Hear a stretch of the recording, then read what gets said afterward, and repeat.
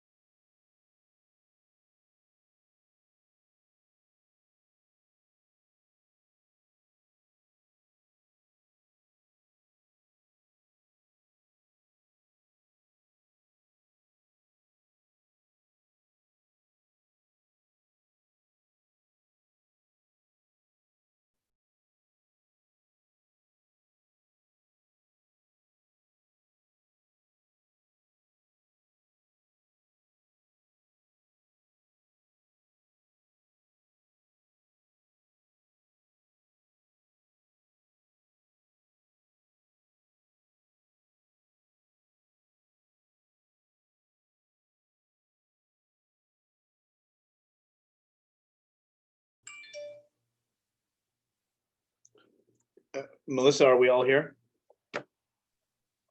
We're still waiting on Councilmember Mason. Okay.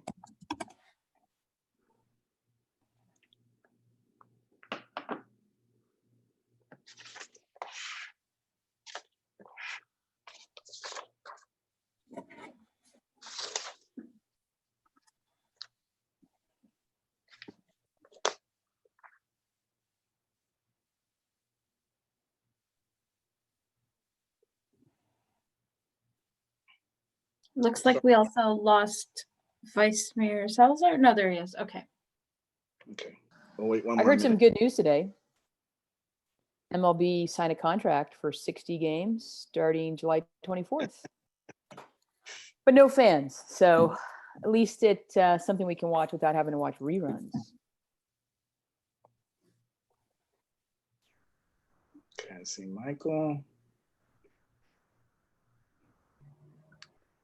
Okay, I've got 7:02. Why don't we begin? Melissa, let me know when we're ready, please. One moment. Okay, we are ready. Thank you very much. Good evening and welcome to the San Bruno City Council meeting. It's regular meeting of June the 23rd, 2020. Madam Clerk, could you please take roll? Councilmember Davis, Here. Councilmember Medina, Here. Vice Mayor Salazar, Here. Mayor Medina, Here, and Councilmember Mason should be joining us shortly. you're correct. Thank you. If you would all rise and join me in the Pledge of Allegiance, I would appreciate it. I pledge allegiance to the flag of the United States of America and to the republic for which it stands, one nation, under God, indivisible, with liberty and justice for all. Sorry, I was on mute. Councilmember, I'm sorry, Mayor Medina, it does look like Councilmember Mason has joined us. I see her. She is. All right, let's move on to public comment for items that are not on the agenda. So individuals are allowed up to 3 minutes. It is the council's policy to refer matters raised in this forum to staff for investigation and or action where appropriate. The Brown Act prohibits the council from discussing or acting upon any matter not agendized pursuant to state law. Again, this is for items that are not on the agenda. And Melissa, I'll let you take over. Yes, the first hand we have is Ryan Mersney. Ryan, just one moment while I bring you over. Hi, Ryan, can you hear me? Yes, can you hear me? Yes, Thank you. whenever you're ready. Well, I know the subject matter is later in the agenda. I'm not sure public comments will be allowed at that time. I'm speaking to support CityNet Services expanding gigafiber service to the entire city. I've been a proponent of the expansion for years. Might I suggest we need to do this as soon as possible? We have had 2 major studies favorable for expansion. While I am not faulting the city for not having expansion in place during COVID-19, imagine how much farther our city would have been ahead with all the people working at home that could have signed up. I think we can agree the likelihood of more and more people working from home in the future will require gigafiber for productivity. The question is financing. I suggest a few options. Mortgage and or sell the cable building on, mortgage and or sell the cable building on El Camino. If we were to sell it, we should get over $7 million based on the sale of the Salvation Army sale per square foot. We could mortgage the building until we find a buyer. Sale of the cable building will eventually give us impact fees and property taxes as well. If we need to borrow the money or portions of the money, maybe we can ask the SBC, the San Bruno Community Foundation, for a loan. I would prefer to pay interest to ourselves than a bank. We could get a loan outright or float a bond. In times of economic difficulty, it is a proven economic strategy that we invest in infrastructure to create jobs. Building out our fiber will accomplish that, plus provide future revenue. I strongly urge you to embark on the building of the out of Gigafiber network in San Bruno as soon as possible. Thank you. Thank you, Ryan. Just one moment. Next person we have is Tony. Just one moment, Tony, while I unmute you.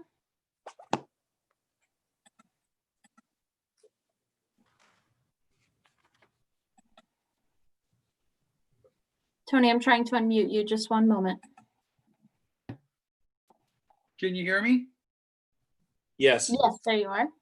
Oh, okay. Good evening, Mr. Mayor, Vice Mayor, and council members. Thank you for taking my questions here.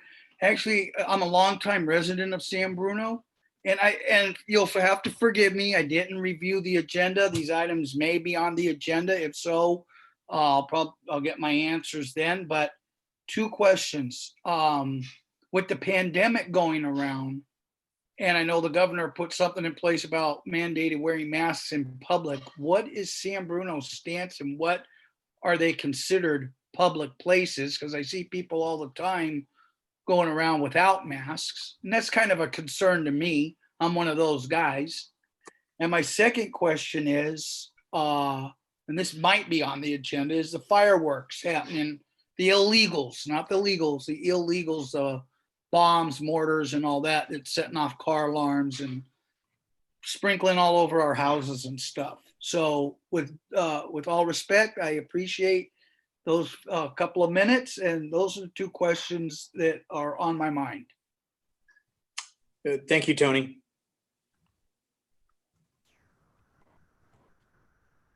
I don't see any other hands up at this time. Okay. All right, with that, we'll move on to announcements and presentations, where I think Tony might have a couple of those things addressed or at least talked about. The first one is item A, help San Bruno's census for 2020, completion rate to 100%. The city is currently at 70.3%. You can submit your census online at my2020census.gov or by calling 1-844-330-2020. Again, that's 1-844-330-2020. And it is important, other cities in the community of our county, even though the county is doing the best in the state, we are still behind in the others. It is easy, it is quick. It doesn't ask for a lot of personal information. So we really encourage, the council encourages you, it's important for the next 10 years as far as funding and acknowledgement of our community. With that, we'll move on to item B, receive update on COVID-19 response efforts. City Manager.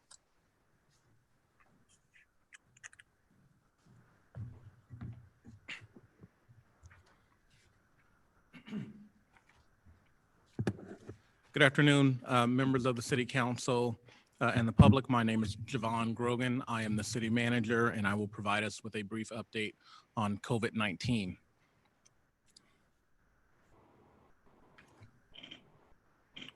So I believe the PowerPoint is up. So our agenda today is a brief update on countywide stats and positive cases in the city of San Bruno. Next, we want to talk about the replacement of our local shelter in place order with the state-wide order. And we will talk a little bit about a word of caution from our local county health officer, as well as talk about the resumption of street and parking enforcement. So the slide that is before you, those of you that have seen these presentations, it will be familiar. It is directly from the county health department's website. What it shows is, as of the last time the data was updated, there are 2,901 total positive cases in the county. That is a 5% positivity rate on the number of tests that are being conducted. And the community and the council may remember that early on, the positivity rate was approximately 10%. There have been a total of 104 deaths. This is updated from 93 deaths the last time I gave the community an update, which was 2 weeks ago at our prior council meeting on June 29th, or on June 9th. Countywide stats, just showing this slide once again. This is data by city, and so we know that there are 125 positive cases in the city of San Bruno, but the shading on this map shows us that our positivity rate and number is lower than our surrounding cities of both Millbrae and South San Francisco, and that has been a trend that is continuing. A little bit quickly about the shelter in place order. I think we all know that effective June 17th, the County of San Mateo's order was rescinded and replaced with the state order, and there's a link here to the state resiliency roadmap. And the statewide order currently limits gatherings to no more than 50 people. It requires all businesses to implement social distancing protocol and health and safety plans, reopens all businesses, but still encourages employees that can work from home to continue working from home. Allows social bubbles. Social bubbles are generally defined as social gatherings of 12 or fewer people, and that group should agree to be in that social bubble for at least 3 weeks. And so if you're having a gathering at your house, 12 or fewer people, and remain in that bubble for 3 weeks. And so don't have multiple parties with multiple groups of 12. And social distancing and face coverings when out in public remains in effect. A few other things for a list of the allowable businesses. There are dine-in restaurants, hair salons, and barbershops are now open. I know that was a question of council. Casinos, family entertainment centers, restaurants, wineries, bars, zoos, gyms, fitness centers, hotels, for tourism and individual travel, card rooms and racetracks, campgrounds, and outdoor recreation, and nail salons, body waxing, tattoo parlors were all allowed to resume effective June 19th. And so a word of caution from our health officer is up, and I will read that. Our county health officer, Scott Morrill, said, we are moving away from opening businesses. We are moving away from opening businesses according to certain categories and instead focusing on behaviors and practices. As we ease these restrictions, the power to control the spread of the virus lies with individuals and communities. Collective behavior will determine our destiny. Even though people, businesses, and organizations in the community do not follow protective recommendations, the virus may spread. If enough people and businesses or organizations in the community do not follow protective recommendations, the virus may spread. Okay, so next, street sweeping and parking enforcement, something that the city council has asked about and the public has asked about, and we have pushed this out on social media. And parking enforcement and street sweeping enforcement will resume on July 6th. And so everyone should be mindful of that. We did suspend parking and street sweeping enforcement early on in the shelter in place. And now with businesses opening and more people about in the community, we feel that it's appropriate for people to move their cars during normal street sweeping days and to begin enforcement of those regulations. And so that will begin. Again, stay connected on all of our various social media platforms, Facebook, Twitter, Instagram. We have the city's coronavirus website, our normal city web address, www.sanbruno.ca.gov/coronavirus. You can find press releases, statements, and all of these PowerPoints that contains links to all of the information that we have shared every 2 weeks beginning since the shelter in place took effect. With that, open for questions from the city council, if there are any. There are any questions? Marty, Councilmember Medina. Yes, thank you. For the 72-hour parking enforcement, is that restarting again? Yes. Okay, thank you. City manager, and then we'll go to Laura. Just very quick, one of our speakers asked about what the stance is in regards to wearing face coverings, masks. Individuals in the state of California, everywhere in the state of California, per the governor's order, should wear a mask when they are out in public and stay approximately 6 feet away. And that's for the entire state of California, not just San Bruno, not just the county. Yes. Thank you. Councilmember Davis. And then just to piggyback on that question, what about exercising? Because I guess that's the conflict, right? So if you're out running around, you don't need to be, you have the option to not wear it. It is encouraged, but not required. Early on, the requirements were lifted. So if you were out exercising, very broadly defined, even walking could be considered exercise. And you have the option of not wearing a face mask when exercising. But the governor's order says that when out in public, everyone must wear a face mask. There is the exemption for exercising, which makes it hard to enforce and issue, for example, citations for people not wearing a face mask, because one can say, well, I was exercising and walking. And so there are challenges to logistical enforcement, which is why our local county health officer and just about everyone is saying our collective actions will really dictate our collective safety. And so we're asking everybody to abide by the rules as much as possible. But you are right, there is that exemption for exercising. Thank you.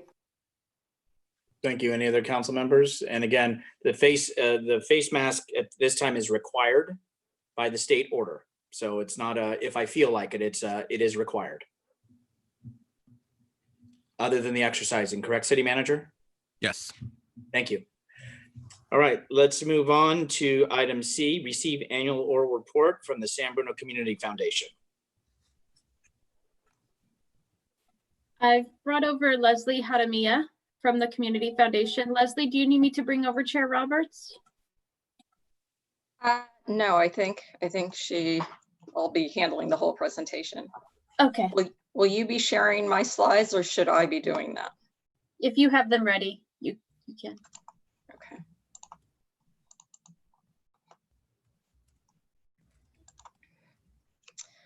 Okay, good evening, Honorable Mayor and Council members. My name is Leslie Hadamia, and for the past 5.5 years, I've had the privilege of being the Executive Director of the San Bruno Community Foundation.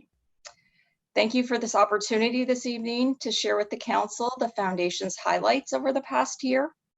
Once again, we've been very busy administering a broad array of programs that benefit the San Bruno community, utilizing the restitution funds resulting from the tragic 2010 gas pipeline explosion.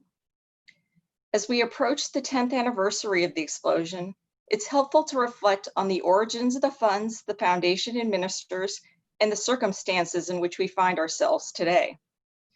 The Foundation was born out of disaster and tragedy, and it is important and appropriate that the Foundation step up and support our community in this current time of disaster and tragedy. The Foundation has dedicated $500,000 to COVID-19 relief efforts in our local community. And at our last board meeting earlier this month, President Emily Roberts articulated the Foundation's outrage over the senseless killing of George Floyd and the many other people of color whose lives have been taken or harmed by systemic injustice and abuse of power. She also acknowledged the platform and privilege the Foundation holds in our diverse community. We are hopeful that the renewed focus on the persistence of systemic racism will lead to desperately needed progress, and we pledge to find meaningful ways to better support this healing. So let me begin my recap of the Foundation's past year by highlighting the COVID-19 relief initiatives the Foundation spearheaded this spring, totaling an investment of $500,000. San Bruno, as you all know, is the city with a heart, and as we saw with the gas pipeline explosion 10 years ago, this community is resilient and strong. The Community Foundation is in the fortunate position of being able to provide assistance to important segments of our community that are in need. When we looked to see how we could truly make a meaningful impact, 2 areas that affect so many in our community stood out: our schools and our small businesses.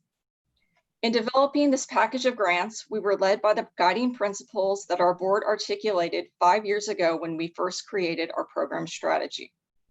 In particular, the foundation's ability to respond quickly and flexibly to address the critical needs of the community in partnership with key community stakeholders is critical in the face of a global pandemic that has brought tremendous hardship and uncertainty to our current circumstance. So with regard to the schools, the first COVID relief program we supported was back in April, when the city and the San Bruno Education Foundation approached us about a joint effort to provide free internet access through San Bruno City Net services to low-income San Bruno students.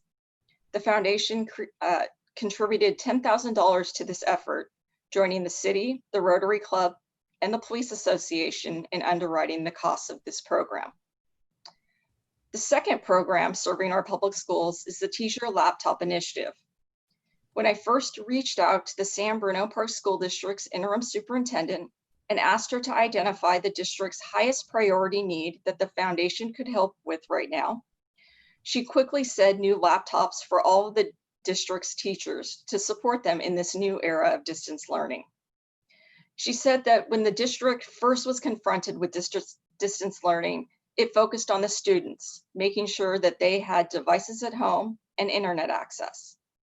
What the district quickly discovered, however, was that many of the teachers were lacking the necessary technology to support the sudden and dramatic transition to online instruction that they were being asked to make. Our $240,000 grant to the San Bruno Education Foundation ensures that every district teacher from preschool to grade 8, as well as some support staff, will receive a new work MacBook. And then there's small businesses that we're helping. The foundation is taking a two-pronged approach in assisting San Bruno's lively and eclectic small business community as they attempt to survive the disastrous impacts of COVID-19. For the first prong, the foundation provided a $150,000 grant to the San Mateo County Strong Small Business Grant Program. Our grant is enabling 15 small businesses in San Bruno to receive $10,000 grants to help them stay afloat during this time. The second prong of our approach is to fund a program run through the Bay Area Entrepreneur Center of Skyline College to provide free technical, business, and financial assistance to San Bruno small businesses in need. This $100,000 grant is leveraging the Entrepreneur Center's partnerships with the San Bruno Chamber of Commerce, Skyline College's accounting department, the Renaissance Center, SCORE, and the Small Business Development Center. The Small Business Recovery and Assistance Program is currently recruiting participants. So if you know of any local businesses that could use this assistance, please refer them to Bayek and Saida Stroud.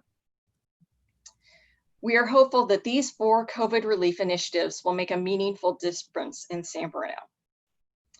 In addition to the COVID relief grants, let me say that I've been personally privileged and honored to serve as a member of the city's EOC team these past few months at the invitation of City Manager Javon Grogan. I've viewed firsthand the dedication of the city's senior leadership and EOC team in dealing with the constantly changing landscape due to COVID-19. The foundation and I are grateful for the opportunity to partner with the city to provide volunteer coordination, as well as resources for small businesses, nonprofits, and community members in need. So let me also briefly mention some of the other strategic grants this foundation has provided this past year. Of course, the most notable is the design and construction of the city's new Recreation and Aquatics Center, to which the foundation has committed $50 million. The decision to fund this project came after a thorough and thoughtful process the city conducted that included considerable community engagement and has had broad community support.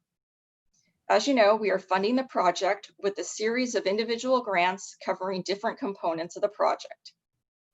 Thus far, we have approved 4 grants totaling about $8 million, covering conceptual design, architectural services, project and construction management, and most recently, a package of city compliance review expenses. We look forward to the next steps in this process, securing temporary facilities, developing the business and operation plan, and most notably, hiring the contractor and breaking ground on this much needed community resource with the commencement of the construction phase early next year. Another key partnership with the city has been the First Responder Effectiveness Strategic Initiative. As you may recall, the first part of this initiative was a set of 3 projects aimed at enhancing the effectiveness of San Bruno's first responders: police mindfulness training, emergency shelter supplies, and critical facilities site assessments, action plans, and training. Then, after the April 2018 shooting at YouTube's headquarters, Google.org and employees of both Google and YouTube contributed more than $300,000 to our first responder efforts. And last year, the foundation approved a grant to cover the acquisition and construction of a mobile command vehicle for the city using these funds. The city is waiting to receive the vehicle as built to city specifications, and we look forward to the city being able to use this valuable first responder resource in our community. One final strategic grant I want to mention is the Music Education Strategic Initiative. This was originally envisioned as a 3-year, $500,000 investment to make music education a hallmark of San Bruno's public schools.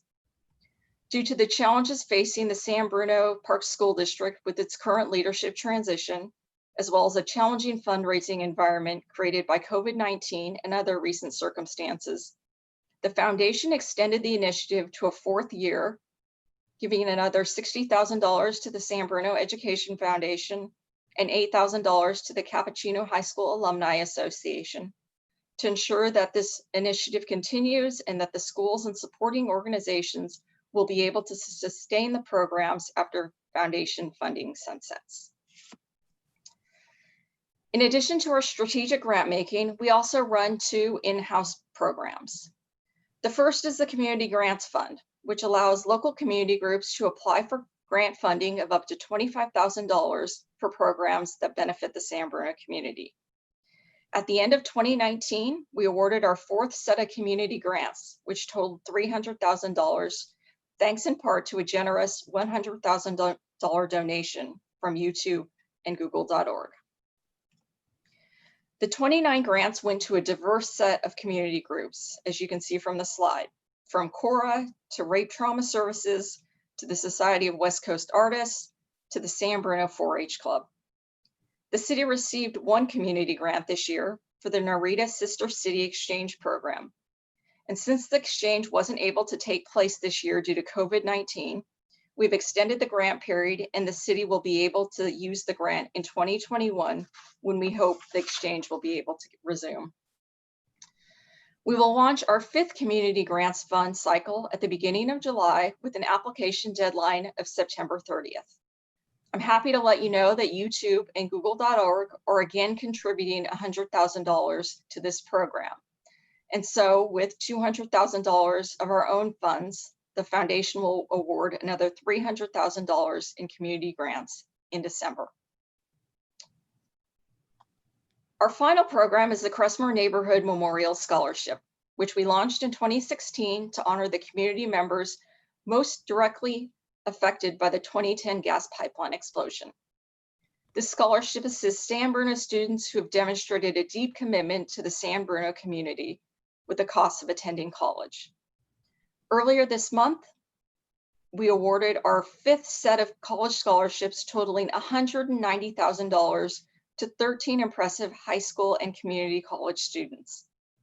We are especially grateful this year to the Welch family and the Joseph W. Welch Jr. Foundation for its generous $70,000 donation to the program.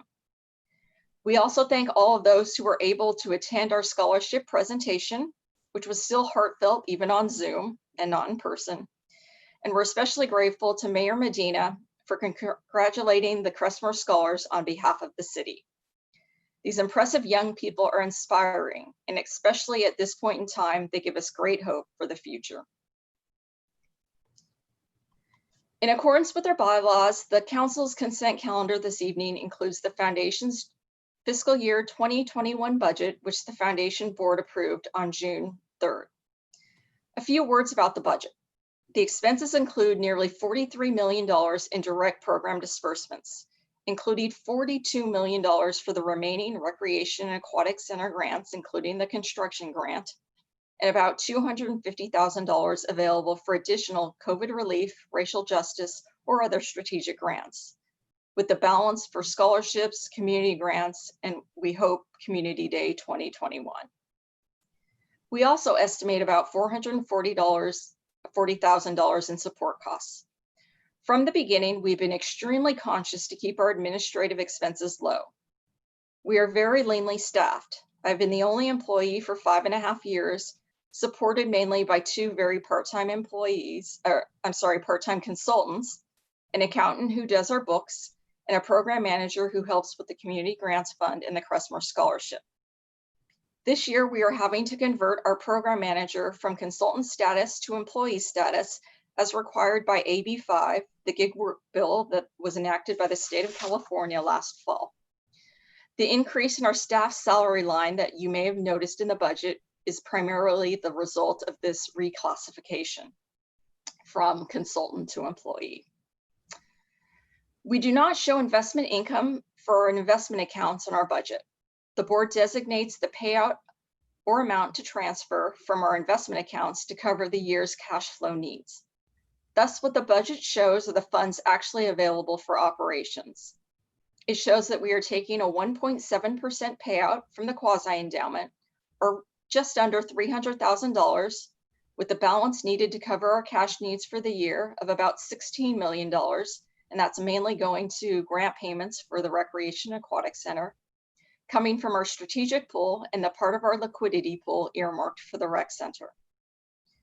Our budget also does not reflect the totality of our investment holdings, but I'd like you to know that even with the market volatility we've experienced as a result of the pandemic over the past couple of months, as of May 31st, 2020, our total assets exceeded $74.7 million. And I checked our account balances earlier today, and total right now is above $75 million. We respectfully ask the City Council to approve the Foundation's fiscal year 2021 budget. This action will allow the Foundation to continue moving forward on its current trajectory to use the restitution funds to enhance the quality of life for all of us in San Bruno. Before I close, I'd like to acknowledge by name our current board members who have been key to the Foundation's success. President Emily Roberts, Vice President Jim Ruane, Secretary John McLaughlin, Treasurer Tim Ross, and board members Raul Gomez, Nancy Kraus, and Melissa Natani Jones. I'd also like to thank the key city staff members who have supported us tremendously over the past year.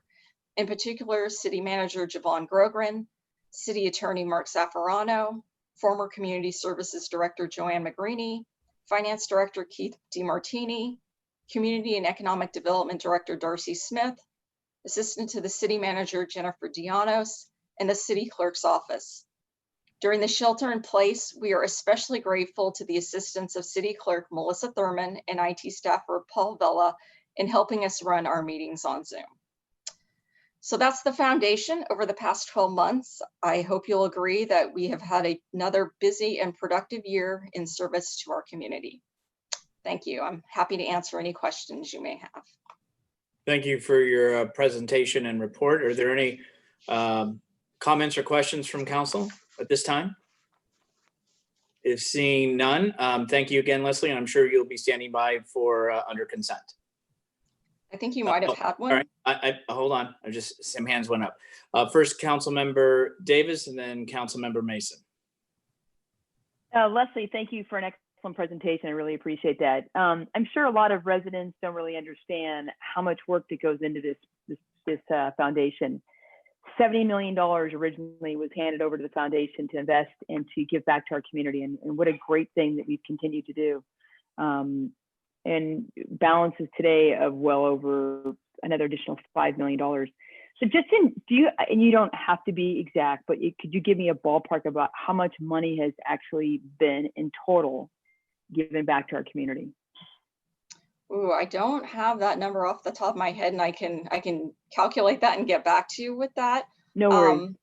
But, you know, we've had our expenses paid over the past 5 years, as well as we've probably given out in grants several $1 million. We've been giving $120,000 to $190,000 in scholarships each year.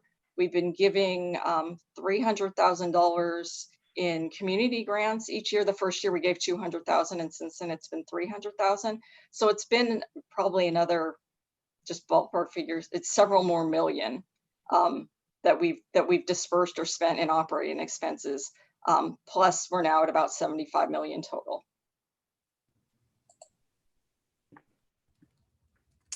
Councilmember Mason. Hi. What's that? Is this the time to ask No, I questions don't. I'm on good. the resolution, or is it, or should I wait till consent calendar? That should be wait to under consent if it's dealing with the budget. Yes, this is questions or comments in regards to the presentation. Okay, so then just for the presentation, just thank you, Leslie, and to the board. And I appreciate that you thanked Melissa and Javon and Mark. I was on one of the recent calls, and I know that they're giving additional time to the Community Foundation, which I think is great. So thank you for all your work this year. You're welcome. Thank you. Seeing no more hands up from council, we'll move on to the next item under presentations, which is item D.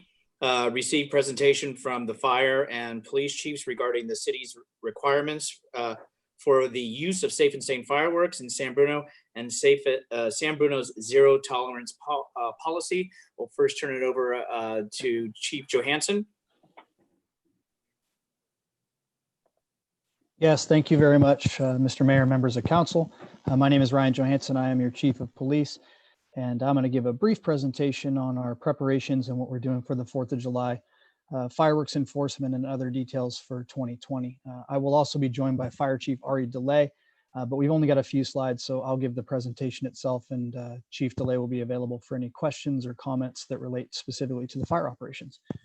So I know we have a lot on the agenda. I'll try to dig right in here. First, covering some of the preparations that we've made for 4th of July this year.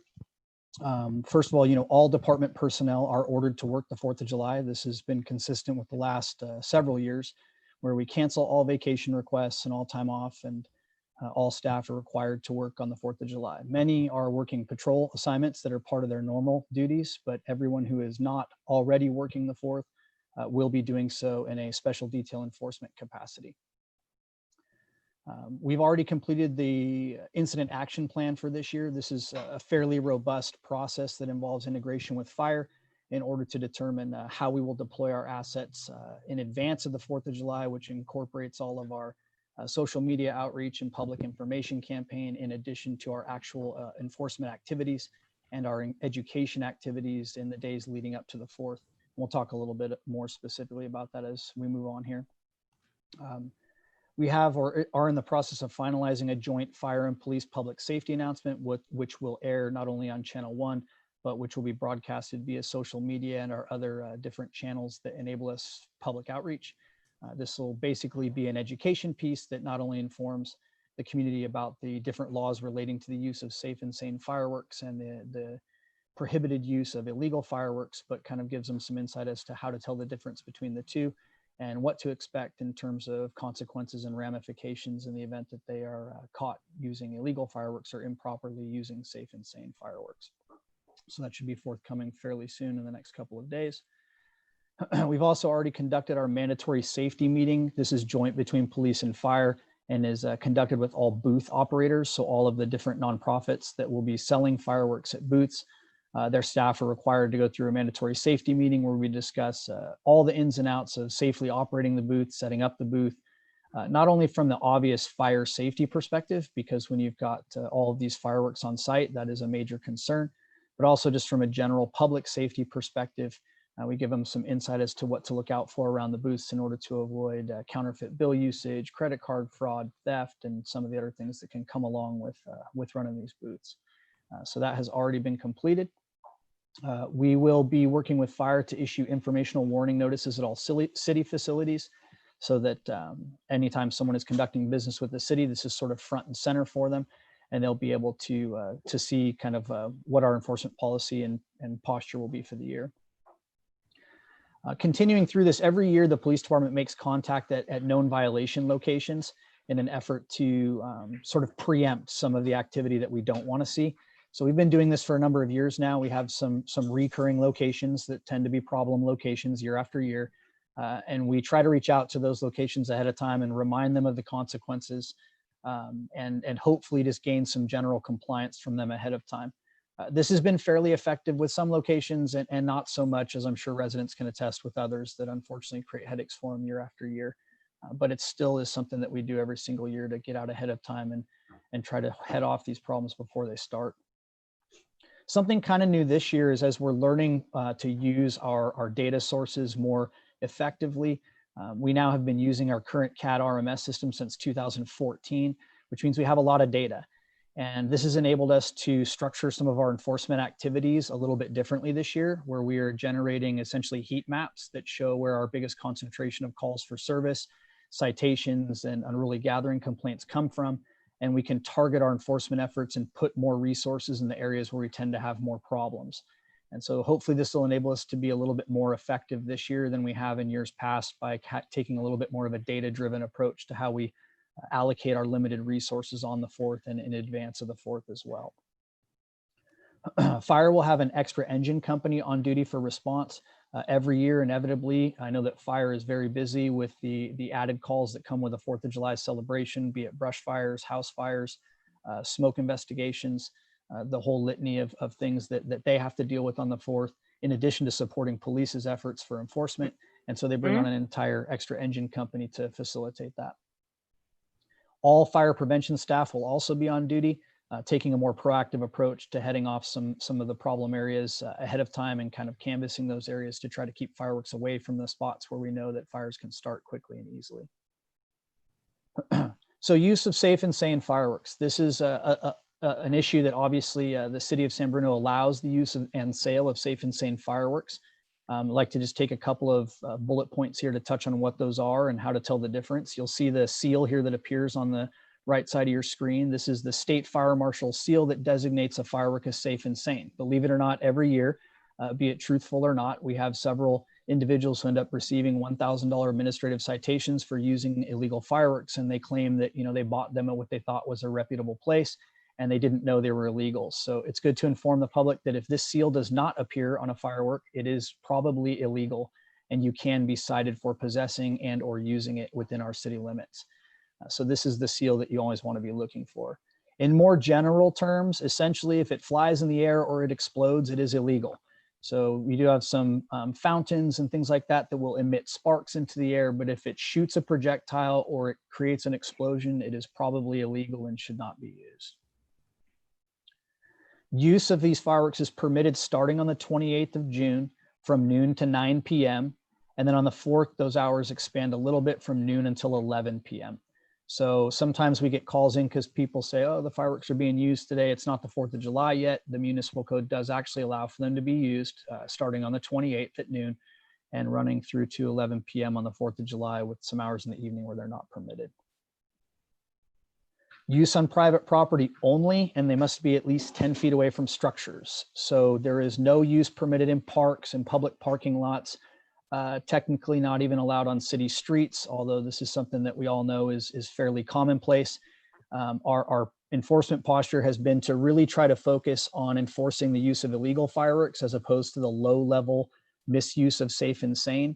The feeling is that for a lot of folks to get 10 feet away from a structure, which is the most important component of using safe and sane, the street or the end of the driveway ends up being a fairly safe alternative. So generally speaking, as long as folks are respectful of traffic traveling on the streets, we do not proactively enforce the use of safe and sane fireworks in a safe manner on city streets, as long as they're, again, not creating other issues or obstructions. Again, not permitted at all in any of our parks, any public parking lots, any schools, or any open space areas. And we do canvass those pretty thoroughly on the 4th of July and will remove folks from those areas if they're even using safe and sane fireworks. Please remember that misuse of safe and sane fireworks is dangerous and illegal. We have numerous occurrences of this almost every year where folks are cutting open fireworks and concentrating them, or they're throwing them or misusing them in ways that make them dangerous, and it is illegal to do so, and you can be cited for that as well. And now we'll talk briefly about illegal fireworks enforcement. So again, all PD staff will be working the 4th of July, really with the sole aim of canvassing the town and ensuring that as much enforcement of illegal fireworks use as possible is being conducted. We will have marked units, unmarked units, uniformed officers, plainclothes officers, bicycle units, motorcycle units, and we'll be utilizing surveillance teams. Surveillance teams is something that I added into the operations plan last year. It proved to be very effective. This essentially has undercover units conducting surveillance only, not making themselves ever known or seen to the public, and directing in uniformed police to issue citations and conduct enforcement activities. There have even been cases where those units in situations where it's difficult to identify the specific offender will utilize video surveillance in order to capture exactly who is conducting the illegal activities, and citations can be issued after the fact. It is a $1,000 administrative citation for use and or possession of illegal fireworks. There is not a accelerating scale where it starts at 50 or you get a warning. Our enforcement posture has been zero tolerance from the standpoint that if we have what it takes in order to issue a citation, which means that we have directly and personally observed someone possessing and or using illegal fireworks, we will issue the $1,000 administrative citation per San Bruno Muni Code. That's where it starts, and that's essentially where it ends. We did last year implement the social host component of citations. This means that if you are hosting a gathering or a party where illegal fireworks are being used, you can be cited whether you are the person who is lighting, possessing, or using them or not.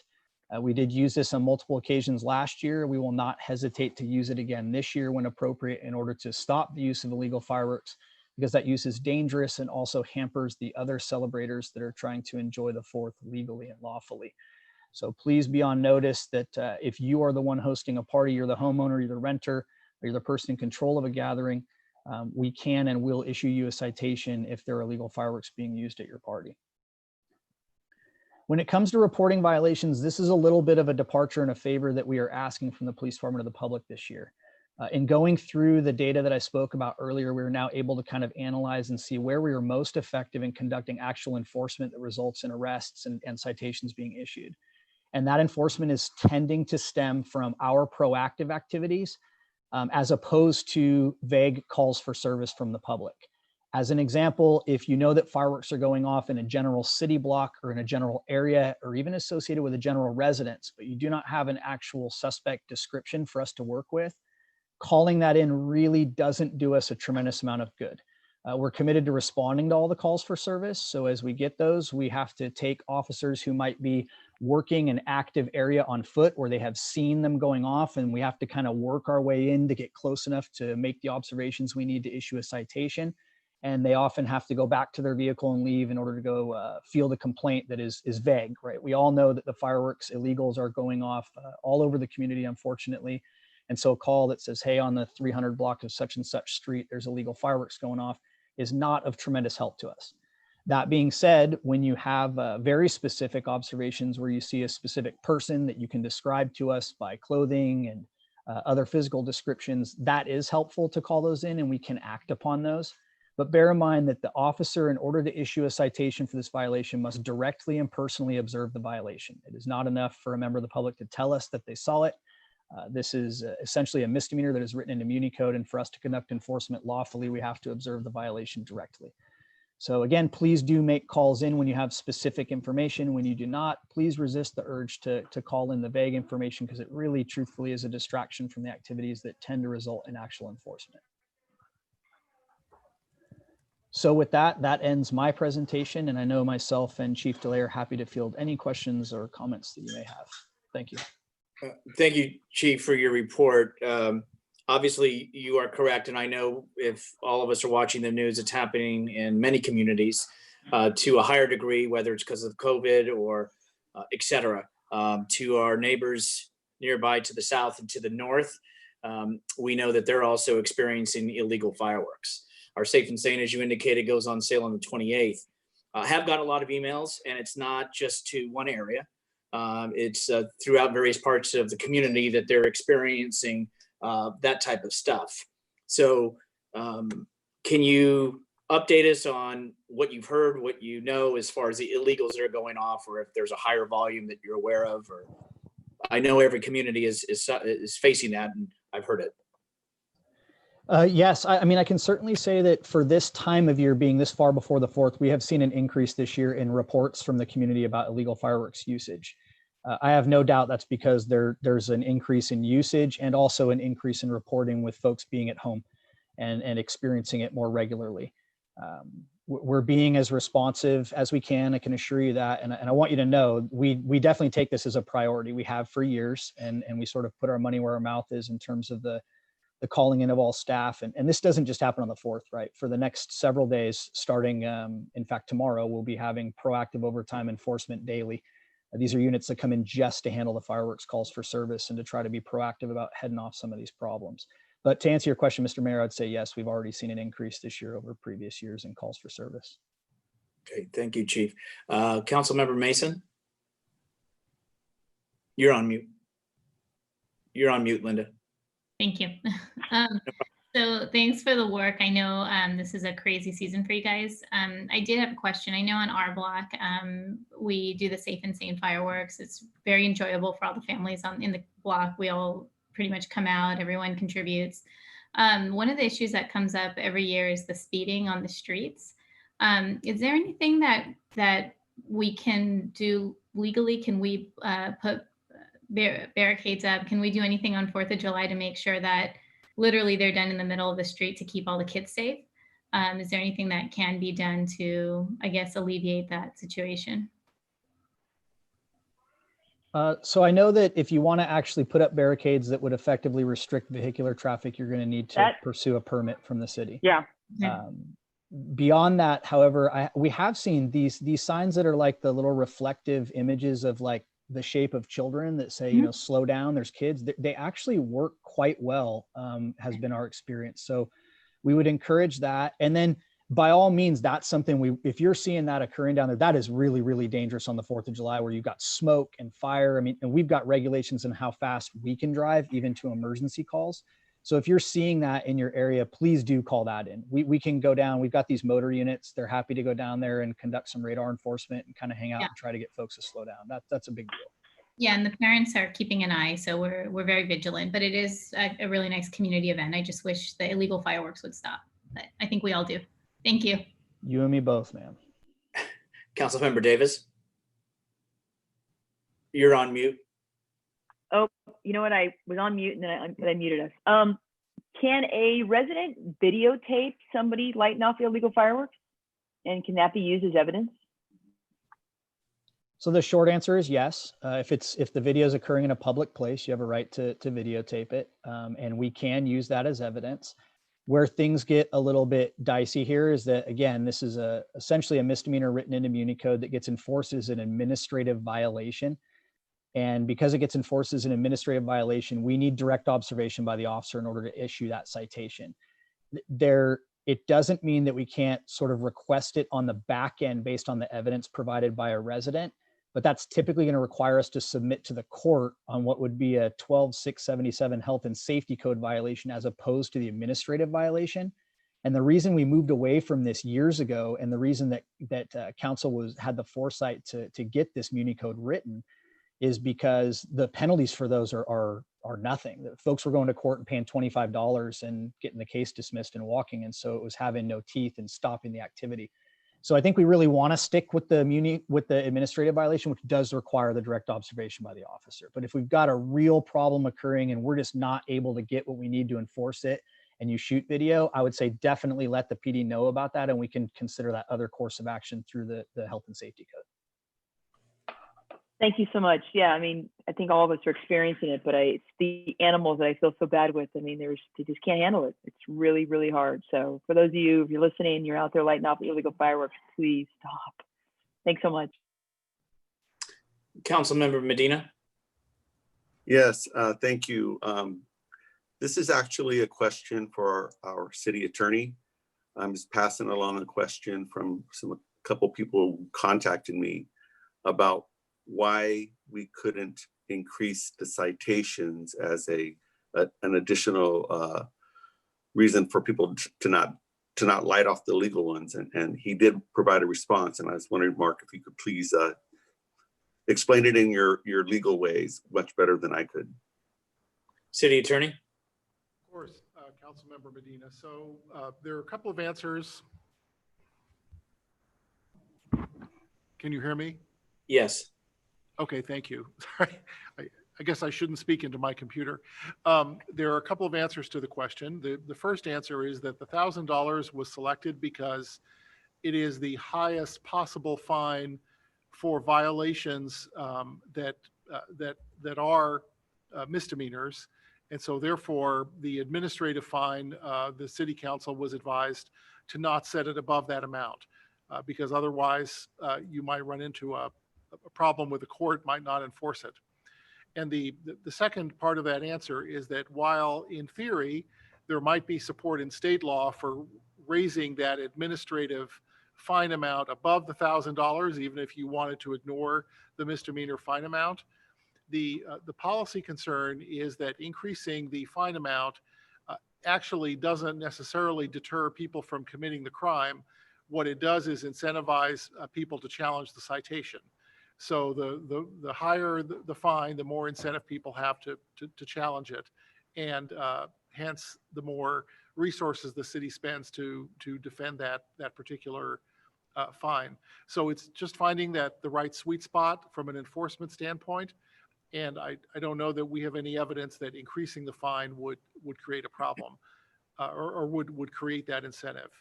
And then, sorry, the last thing is that some cities do have very high administrative fines for certain kinds of code violations. And the theory is that, well, let's just charge as much as we possibly can and, until somebody complains about it. And, generally we don't follow that philosophy in San Bruno. We try to find what seems to be the right amount for deterring the violation, but that also we don't have a tremendous number of challenges. Thank you.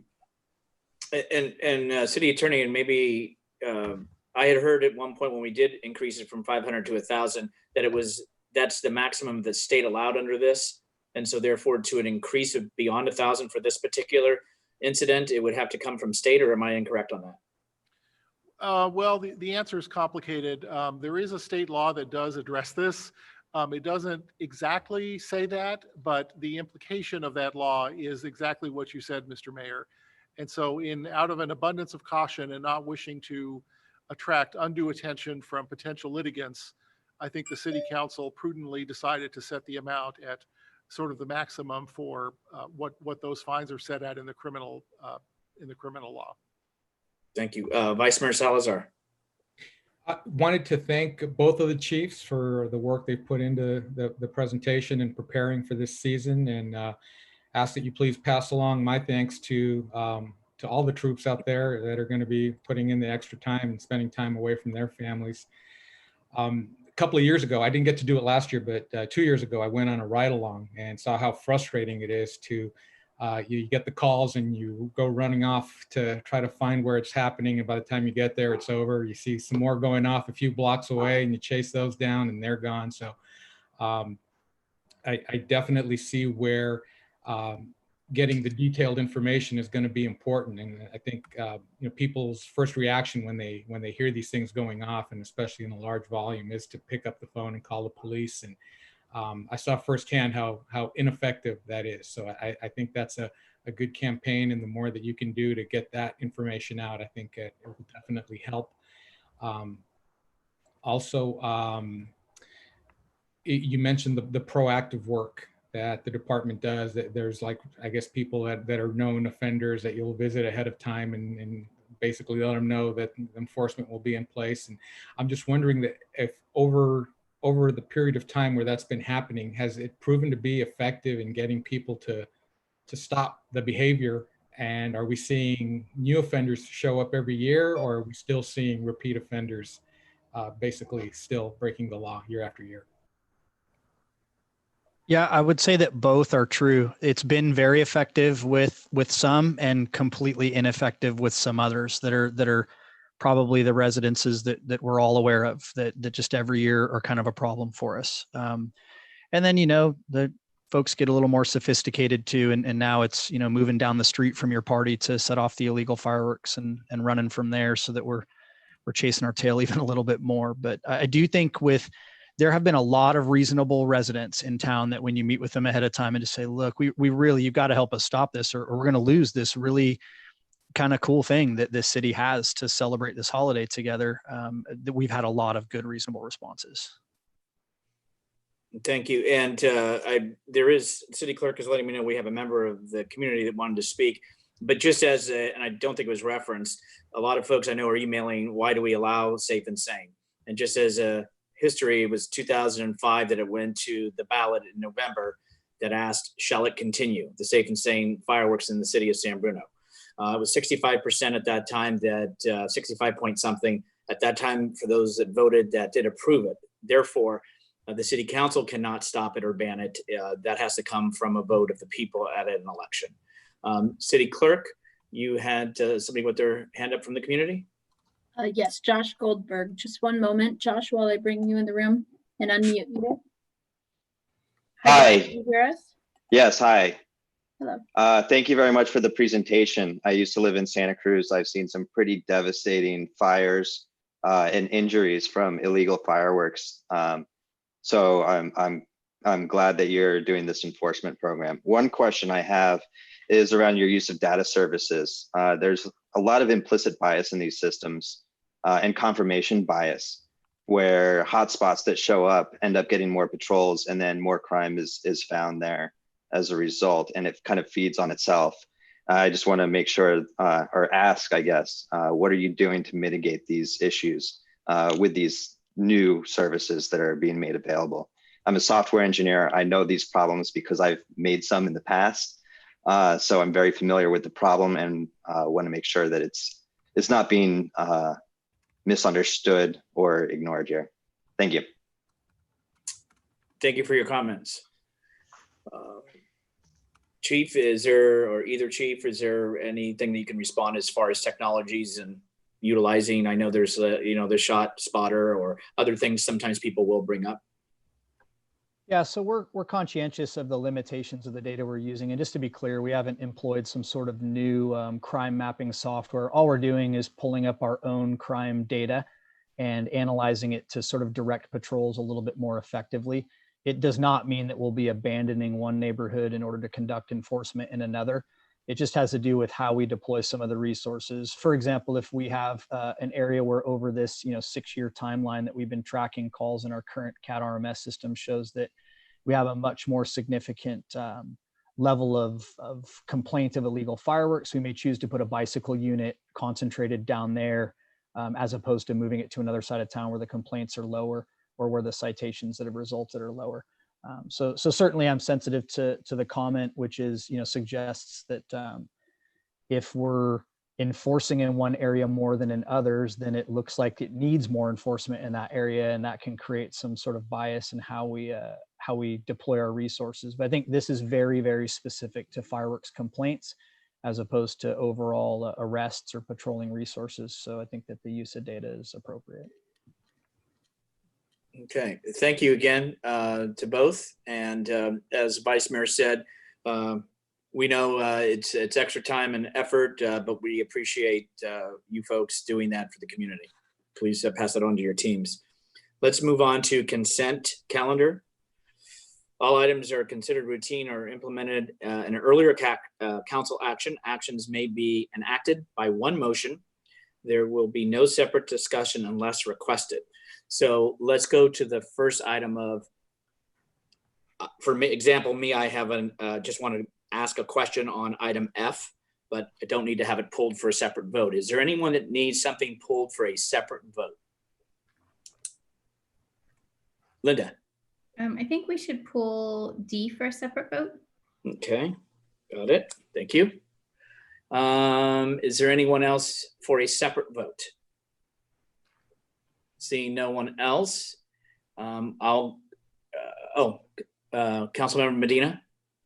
Yes, Mr. Mayor, I just wanted to have a comment or a brief discussion on item E, E. and item G. E and G. Okay. Sorry. I'm sorry. I thought we were just pulling items. I just have a comment on E and F. No, this is good. So E and F, so we already have that. So E and F will have comments, as well as G, and D will be pulled for a separate action item.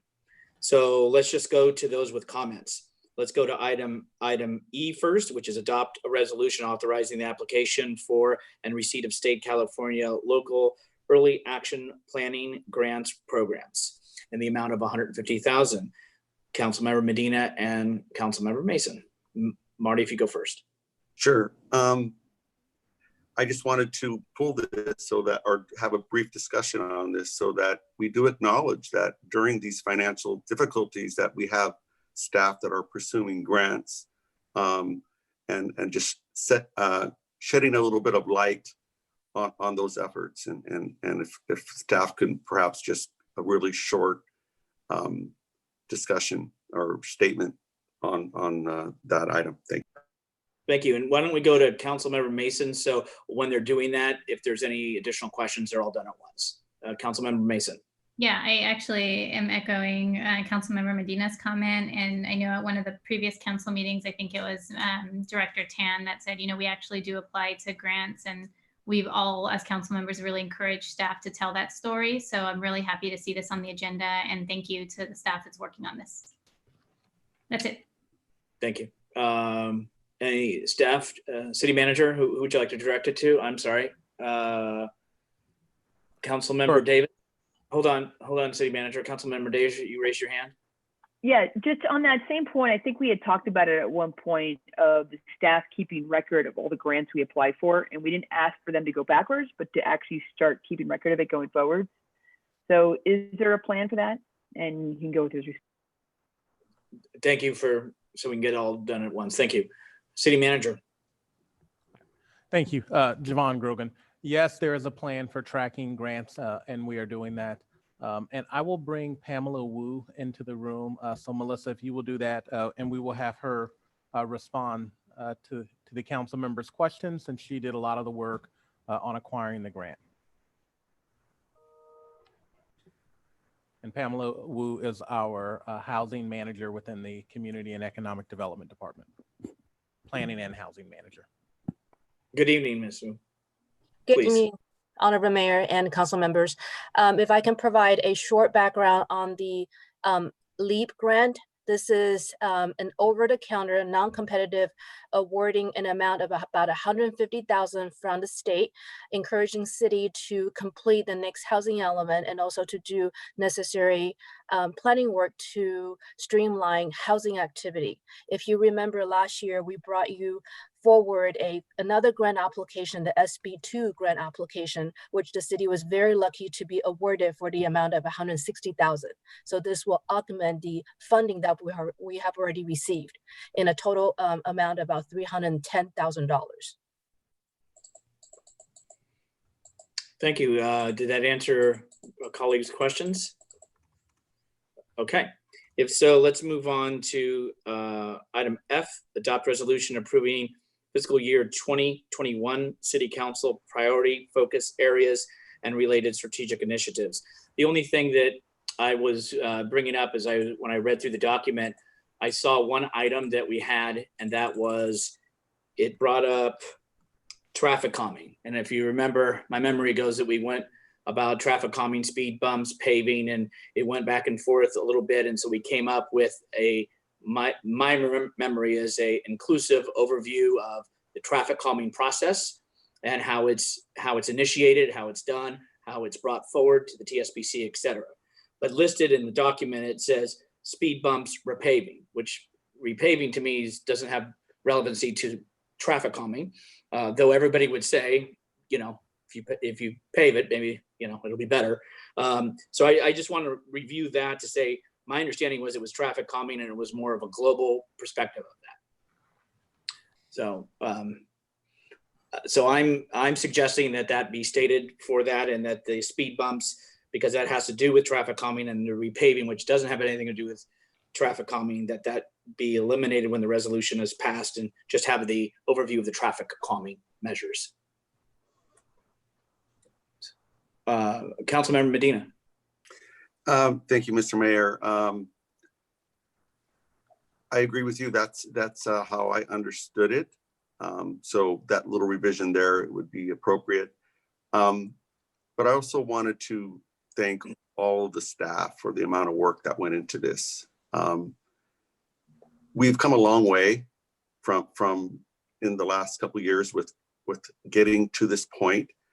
And although we do have this list, at some point we still need to touch back on it and set which of those that we really want to get done first, second, third, fourth, fifth, because it's still too many to try to get done in a year.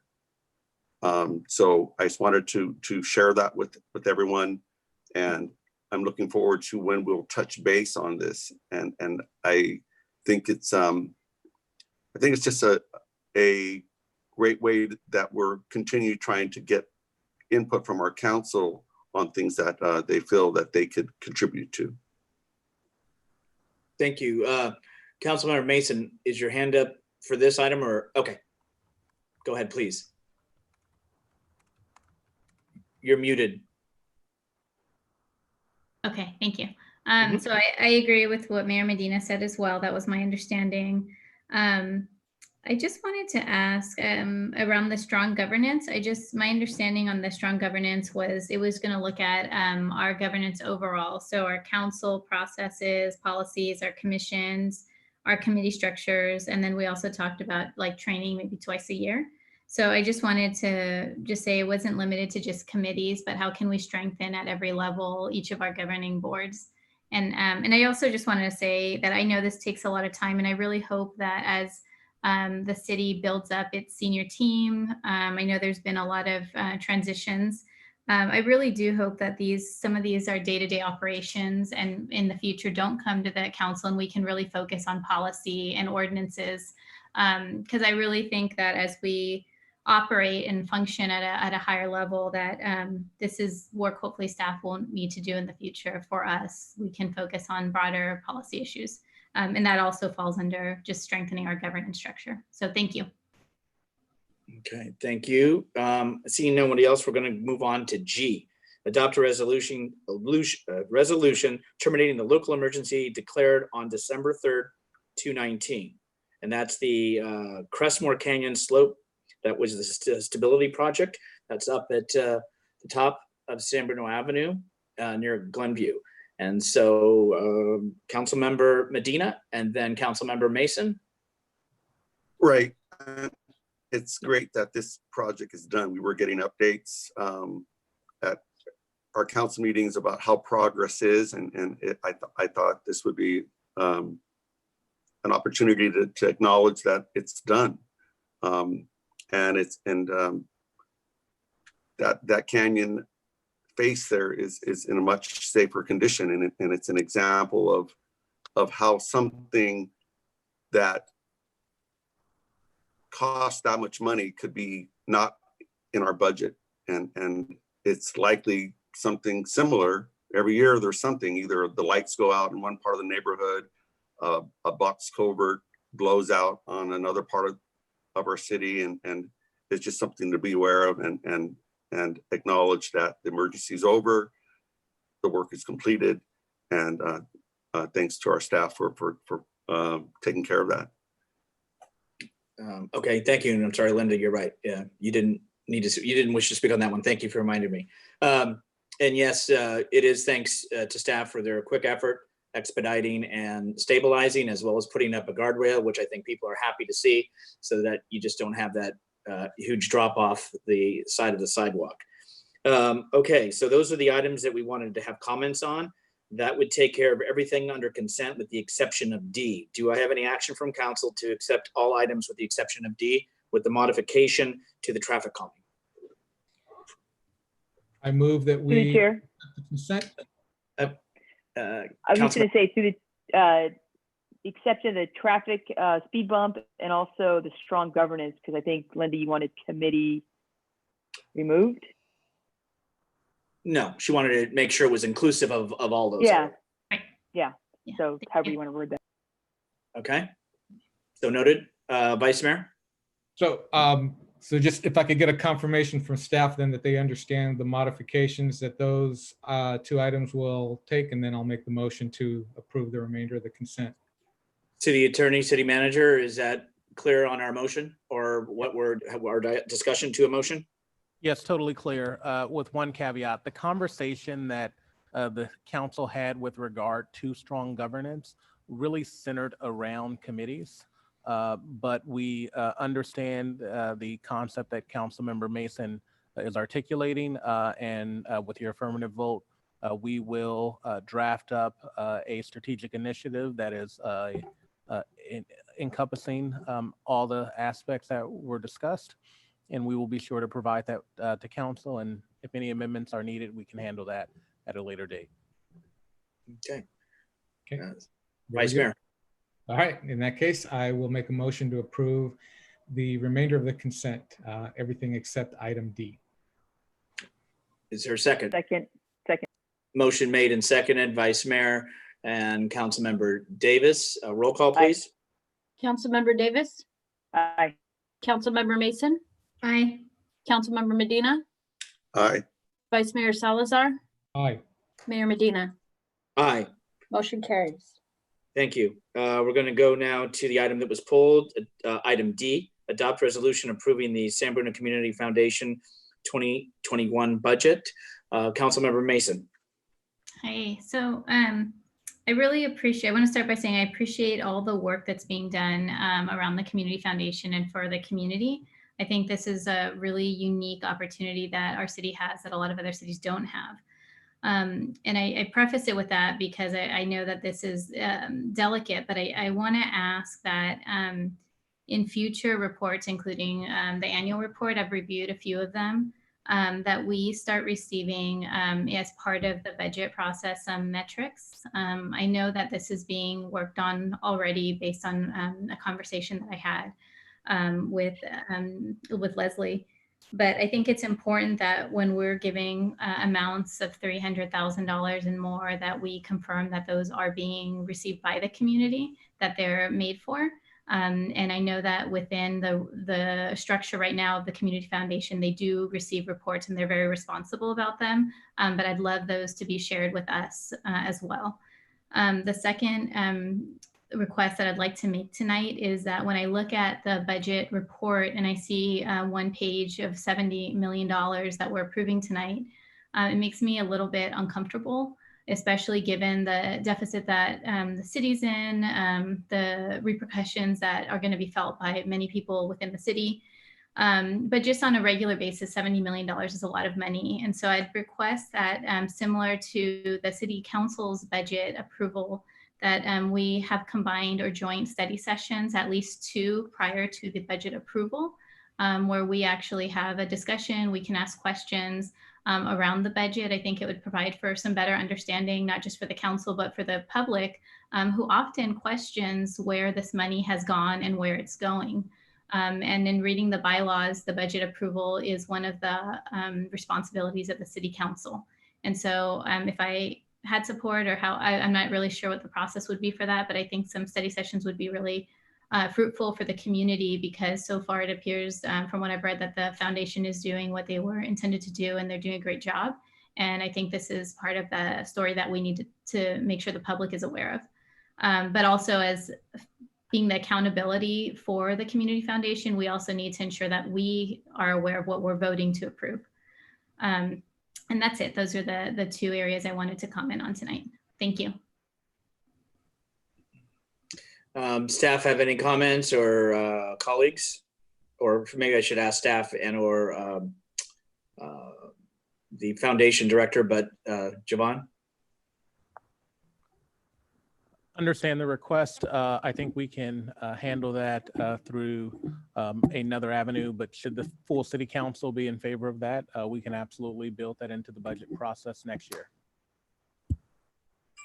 And to be Councilmember, this is for next year, to be clear. Okay, let's have any discussion. Councilmember Medina. Yes.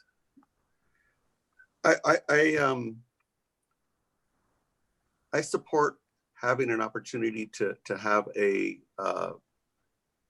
more in-depth examination of the budget.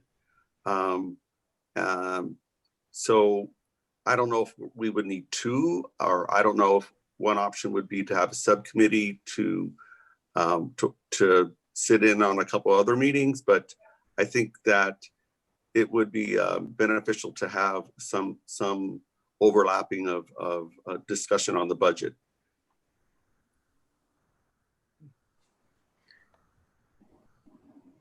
Vice Mayor Salazar. Thank you. So I'm thinking back to the very early days of when we formed the foundation, and there was lively debate around what the city council's role would be in managing the foundation. And I very strongly advocated for having the council keep as much as possible their fingers out of that organization's affairs, primarily because the concern was that the city would somehow monopolize the funds that were in there when they were intended to be a direct benefit to the public. And so the vision that I think we ultimately went with was an organization that was directly responsible to the public. They would respond to the public's needs. And I think they've done an excellent job at meeting that condition. The listening campaigns that were done around the rec center, they have to follow open meeting rules just like we do. They have a separate finance advisory committee that meets also in public. And so there is a lot of public process that takes place in the development of their policies, of their decisions. And I'm very much aware of where a lot of the money is going. I track, what they're doing with the scholarships. The first year that the scholarships were done, I participated in the selection committee, so I've had firsthand knowledge of how that works. I worked with the Cappuccino Alumni Association, so I know how the grant process works and how those funds have to be reported back. They have reporting requirements. I do agree with Councilmember Mason on the reporting aspect, where if information is coming in, it would be nice to make that a little bit more public, because I don't think any of that information is shared. We do see the foundation's annual report, but there's a lot of input that goes in. The reporting that they require is not necessarily as visible. So I would support that piece. But just in terms of involving the council in their decision-making process, I don't feel that it's necessary. I think it would interfere with their independence. And so I would not support that part of it. And I'm also, city clerks told me, we're going to go to Council Member Davis, and there's a member of the community. Thank you. Yeah, I mean, I probably echo Michael's comments as well. Any council member can attend any one of those public meetings. We could participate in that. I do agree that we've elected this board to really do that job. So I'm not, there's part of me that says the average member of this community has no idea what's going on with that, but that's by their choice. I do feel, and I've made this comment to our city manager a few times, that we can really publicize the foundation, their meetings. Our staff has done a great job on getting out communication. Maybe Jovan, in one of your newsletters, so we can talk about it. But I would really love to see a video that we can post. It could be available on our city website. It could be available on their page. It really talks about the foundation, talks about what they've done, talks about and has readily available the documents and the data that the residents need to see. Those are my comments. Okay, Melissa, can we bring in the member of the public, please? Yes, Mr. Goldberg, your hand was up, but I see it's now down. If you want to speak, will you please raise your hand to indicate that was correct? Okay, I don't see the hand raised. Okay. Councilmember Mason, you have your hand up again, and then Rico's going to talk. Yeah, at this time, I'm not, I want to be clear. I don't think I had said, and I'm not advocating for the council making the decision on the budget. But I think adding it to a consent calendar is really not enough to approve a budget of $70 million. And that's, so a study session would allow us to ask any questions that we have on the one-page document of, representing $70 million. And so I just want to be clear that that's really more of the intention. Thank you. Okay, thank you for the clarification. I mean, that could be something where it's a conduct of business on the regular scheduled agenda, which is more opportunity if the concern is having community folks participate or watch or listen. When we have a study session, as you know, the attendance and participation level is not significant. For me personally, I was kind of a little bit on the other side of what the vice mayor said back when it was formed about having more council involvement. But they are a 501c3. I know sometimes council members of past or whatever might say, well, let's allocate here or here. We're fortunate when that community foundation goes out and says, and they're noted for saying what they're going to do and doing what they say, and getting sponsorships for Community Day, getting other grants or other funds. It's because they're their own entity. They don't have the interest. They don't have the political motivation by us stepping in. So in hindsight, looking at it, I think us not being engaged in their budget or how they will spend the money, because ultimately it does come to us, and that's how it was established.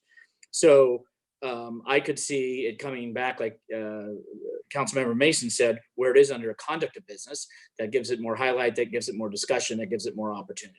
So for that, I could see that. And then Councilmember Mason already said, as far as metrics, those are already being worked on. So, okay, is there anything else on this topic?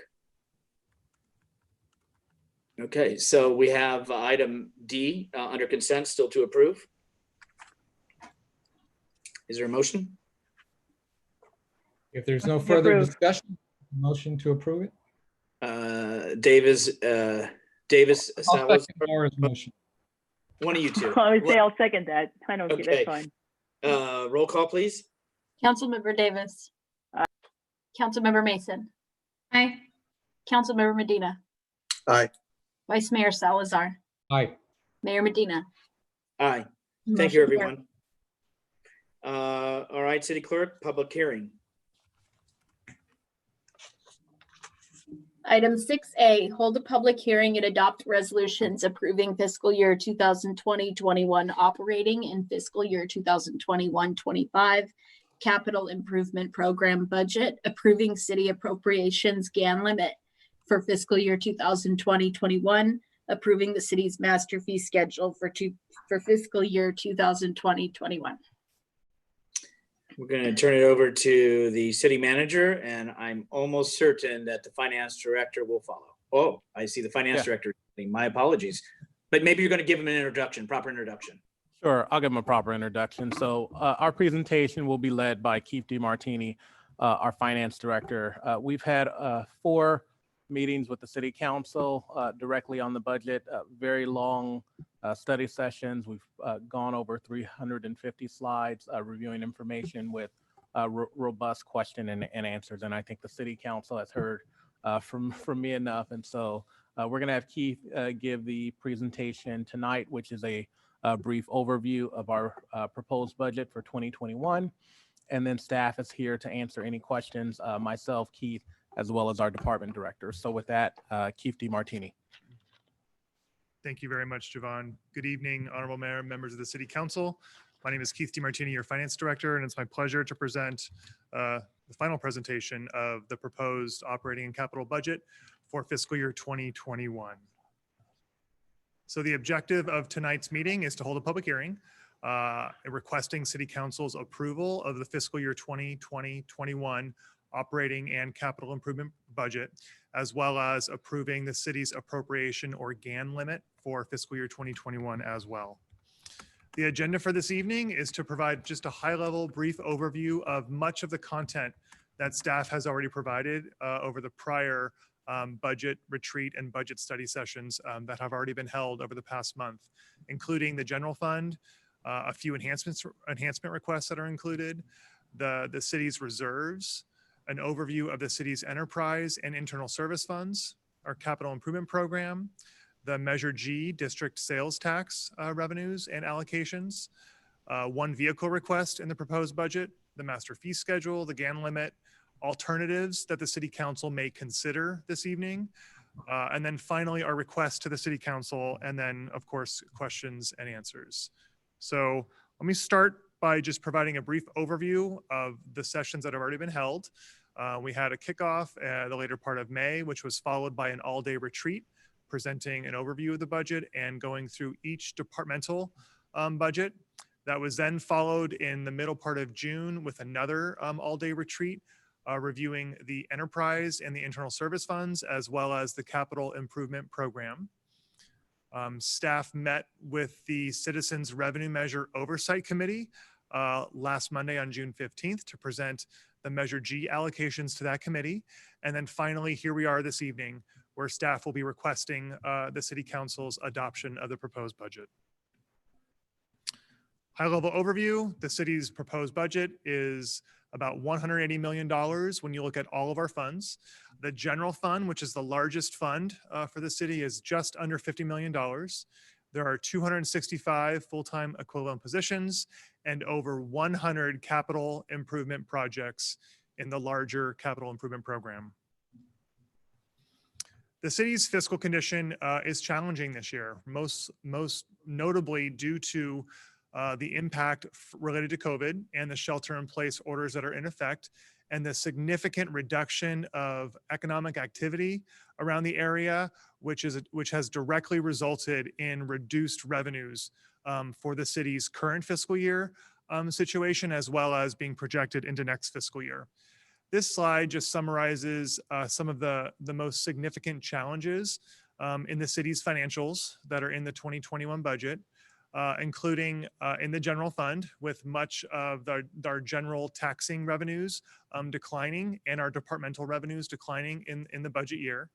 Our stormwater enterprise fund has its challenges with inadequate ongoing revenue to sustain not only the annual operating expenses that are required to maintain the stormwater system, but not enough revenue to work on any capital improvements.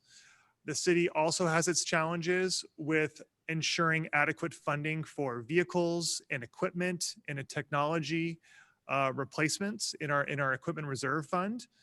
Our city self-insurance fund is also has its challenges with not having adequate reserves on hand in case of an event of a large insurance claim that might be filed with the city.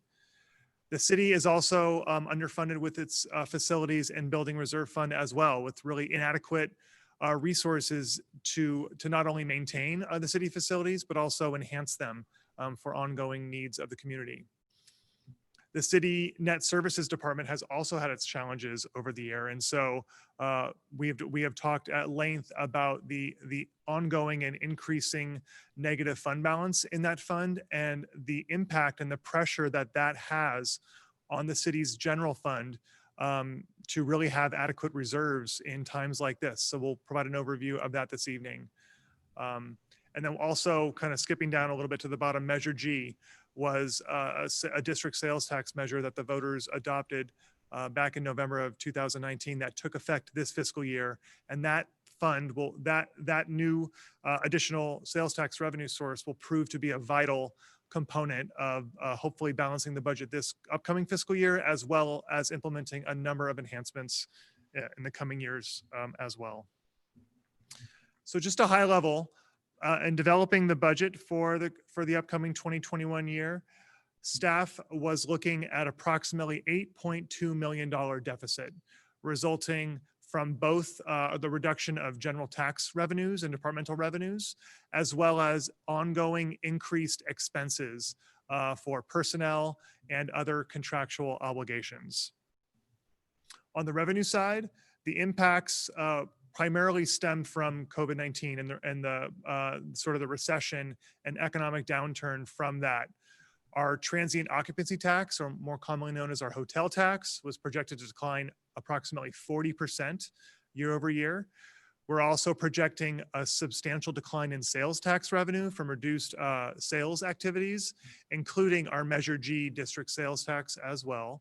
And then you can see in our recreation programs and our senior center programs, a significant amount of declining activity as well.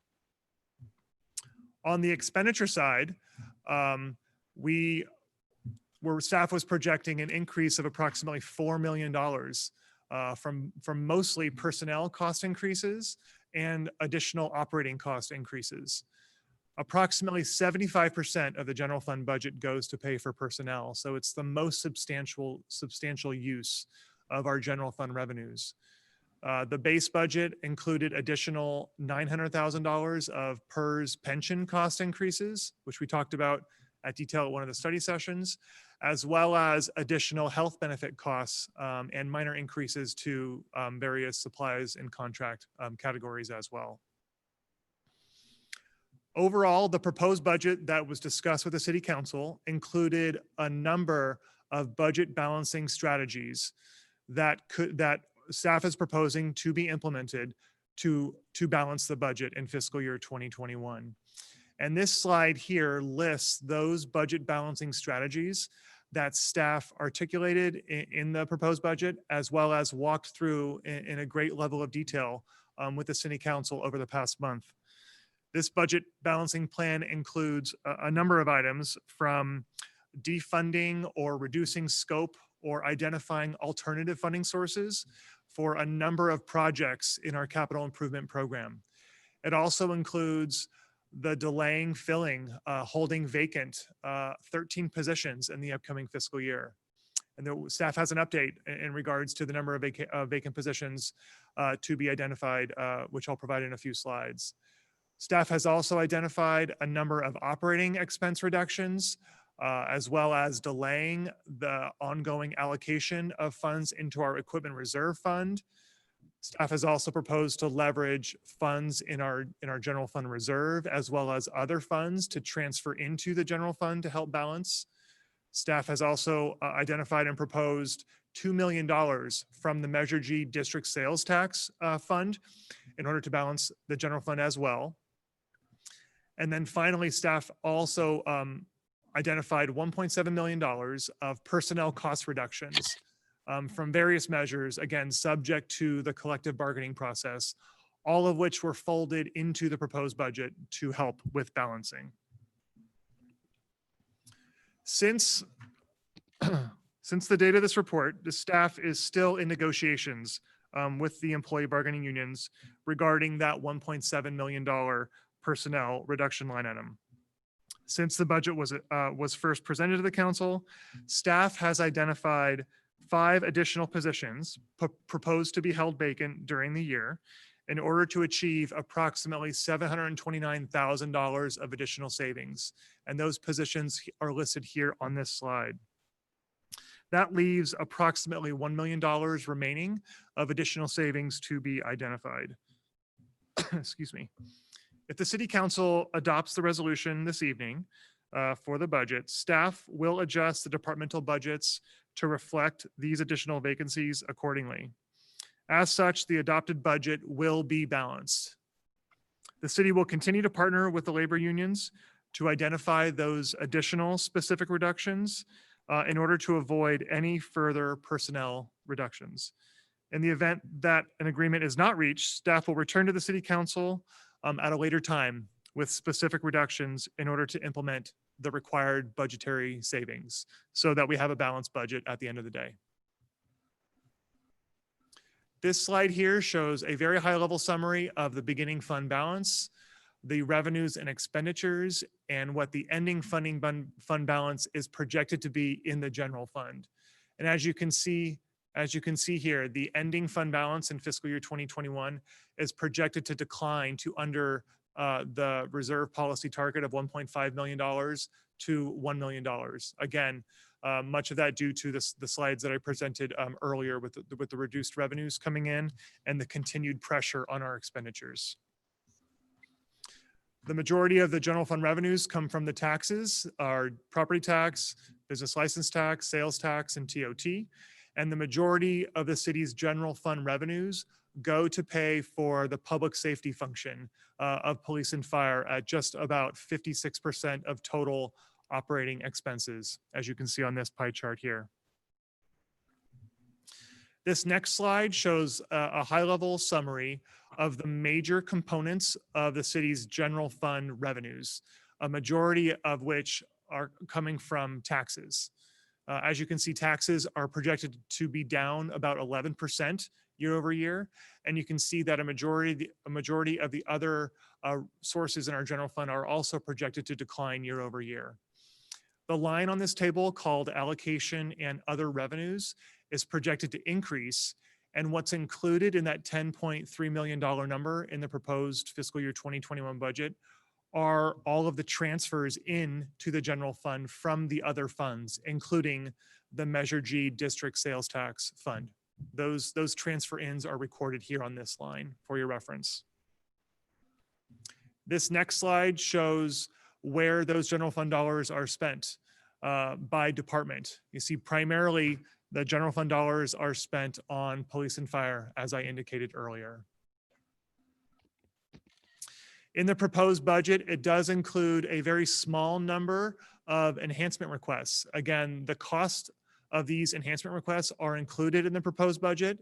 And so it's fully encompassing the cost of that, so you can really understand the impact on the budget. And these enhancements include additional wellness screening with the fire department staff. It includes an intern in the planning department to work on housing initiatives. It includes an allocation of funds for the city to work on the housing element update. It also includes additional money to reclassify an existing position in the parks department to a park service manager. And there's been an update on that, which I'll get to in a few slides. There's also an item to install library computer cabling in the library as well. Also in central garage and in building facilities, there is a request to reclassify a position so that there is a facilities and garage services manager position in central garage and building facilities. And then finally, there's a small request for Microsoft Office 365 city licensing to implement a more robust Microsoft product citywide. Again, all of the cost of all of these enhancement requests have been included and folded into the proposed budget. This slide here shows what the ending fund balance in the city's general fund reserves are projected to be. Again, staff presented this in a great level of detail in the study sessions. The main takeaway on this slide is that staff are projecting that all of our general fund reserves are projected to decline into the fiscal year 2021 budget, being that part of the budget balancing strategies are to actually dip into and use some of these reserves, particularly the general fund reserve, that second line right there, projected to decline by about $600,000 year over year. So at the end, when you add up the total amount of the city's general fund reserves, including all of those reserves on the prior slide, it adds up to about $19.9 million. And as the staff have discussed in prior study sessions, the amount of available cash on reserves is actually, it's actually hindered by the substantial negative fund balance in the City Net Services Enterprise Fund. That fund is projected to have an ending fund balance of over $13.6 million by the end of next fiscal year. So that really reduces the available cash that the city has on hand in the event of an emergency or the event that the city needs to have that cash available very quickly. And then if you were to consider the available cash that we have in our equipment reserve of about $3.4 million, our total reserves that we have available in cash is just under $10 million. And that represents less than 25% of our annual operating expenditures, which is the target that is articulated in the city's reserve policy. So at the request of the city manager earlier this afternoon, staff was able to research the budgets of a number of peer cities in San Mateo County to try and articulate this point a little bit further. This graph right here shows these cities' reserves as a percent of their total general fund expenditures. Most of these are included in their either proposed or recently adopted fiscal year 2021 budget. And San Bruno's bar line is on the bottom. And what this shows is that San Bruno's total reserve percent compared to our expenditures is about 19%, which is less than San Mateo, Burlingame, and South San Francisco. And it's on the lower end, similar to Redwood City and Daly City. It's also important to note that when comparing San Bruno's total reserves to these other cities, just the pure dollar amount of reserves that we have on hand, San Bruno's is the lowest. It's the lowest by more than $2 million, with the next closest city being Daly City of having just a little over $2 million more than San Bruno. When you look at our reserves, comparing it against the city's populations, a per capita comparison, San Bruno also rates towards the bottom of this, with only Daly City coming in lower than San Bruno. All of these other cities have a higher per capita reserve amount compared to San Bruno. Again, this just is additional information and context as it relates to the limited reserves that the city truly has in order to be used for any additional budget balancing strategies in the proposed budget. This slide right here is a summary of the 4 enterprise funds on the city: water, wastewater, stormwater, and city net services. And it shows what the revenues and expenditures are projected to be, what the surplus or deficit is, and the ending fund balance. And as we've talked about in prior sessions, the water and the wastewater funds are fiscally healthy, primarily due to the rate increases that the city council adopted in prior years. And those funds will be used on the very robust capital improvement program for both of those enterprises over the coming years. The Stormwater Fund has its challenges. It's projected to run a deficit of just under $500,000 and is projected to unfortunately have a negative fund balance starting in fiscal year 21-22.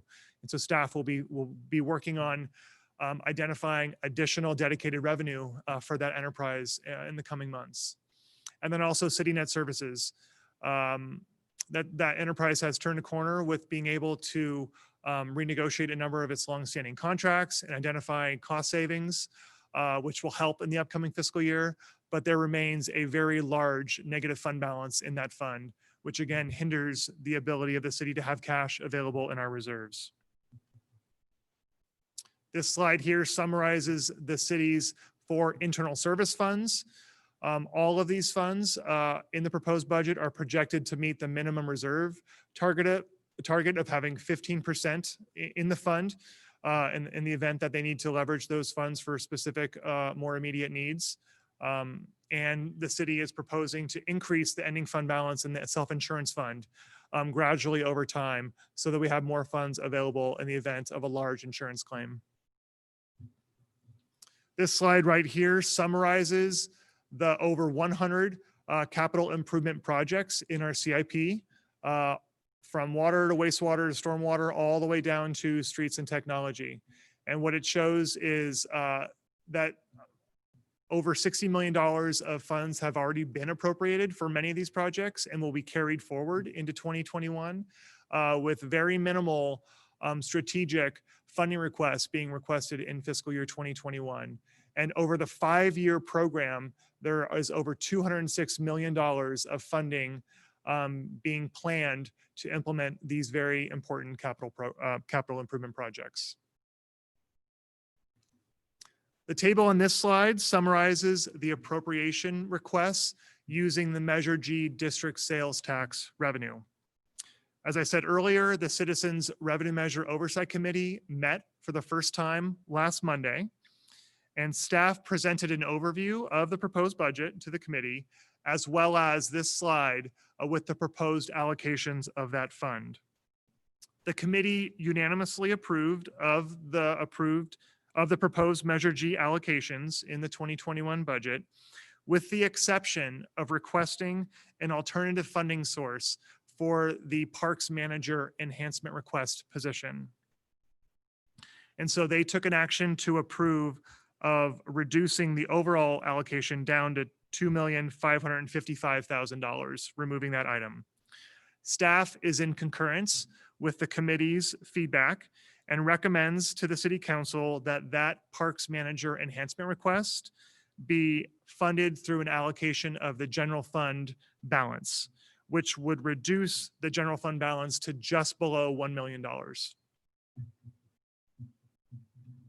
This slide right here just summarizes the one vehicle request in the Water Enterprise Fund that is being requested in the proposed budget for $65,000. There are no other large equipment or vehicle requests being made in the proposed budget.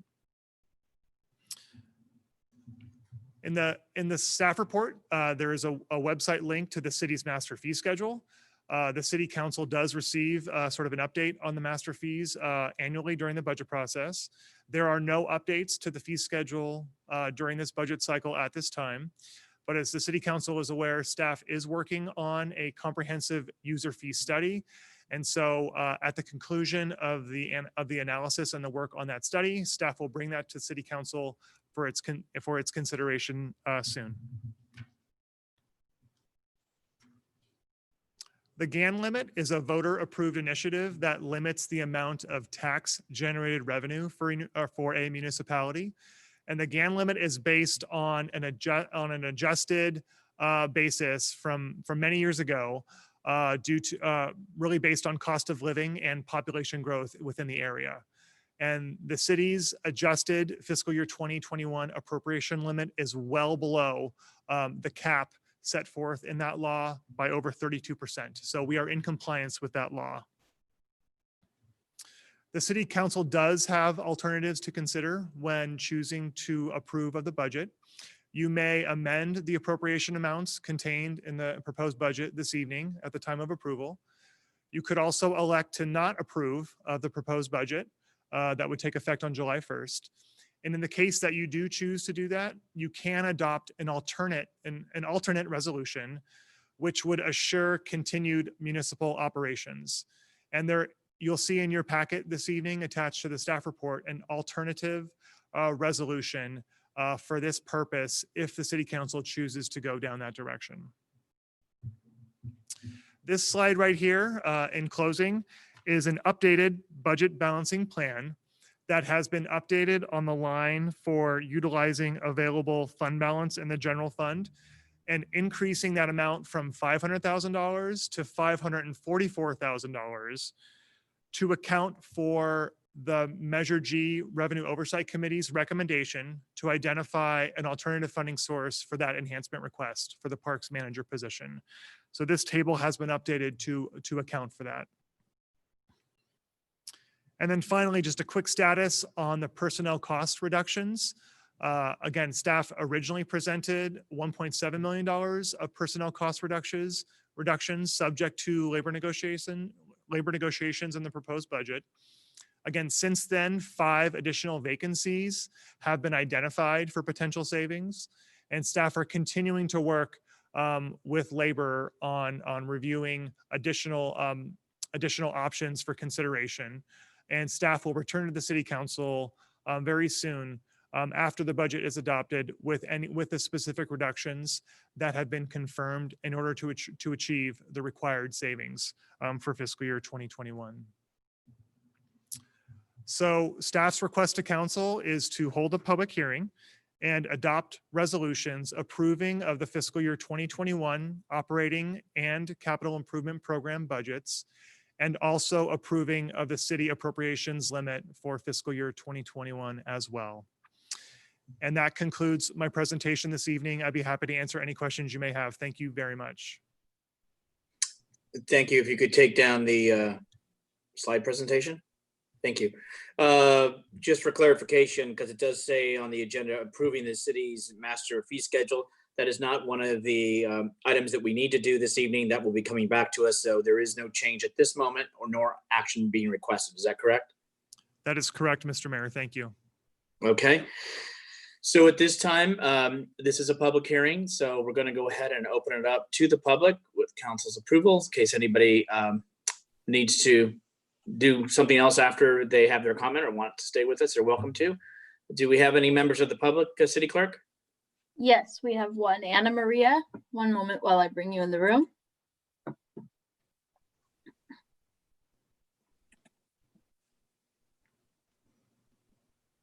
Anna Maria, I'm trying to unmute you.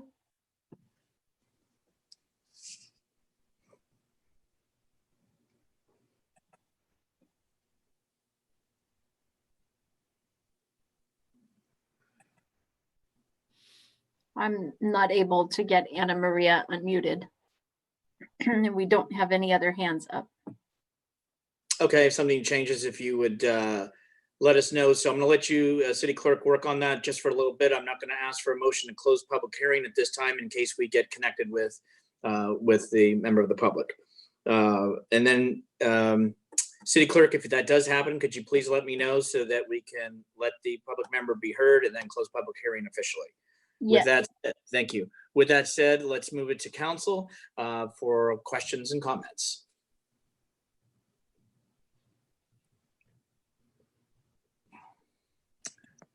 Not seeing any at this moment. To the chair. Councilmember. I would just say that we have been meeting for many hours. Council has had numerous study sessions on the budget. We've looked at many different things, and this has been, for me, an experience I've never experienced before.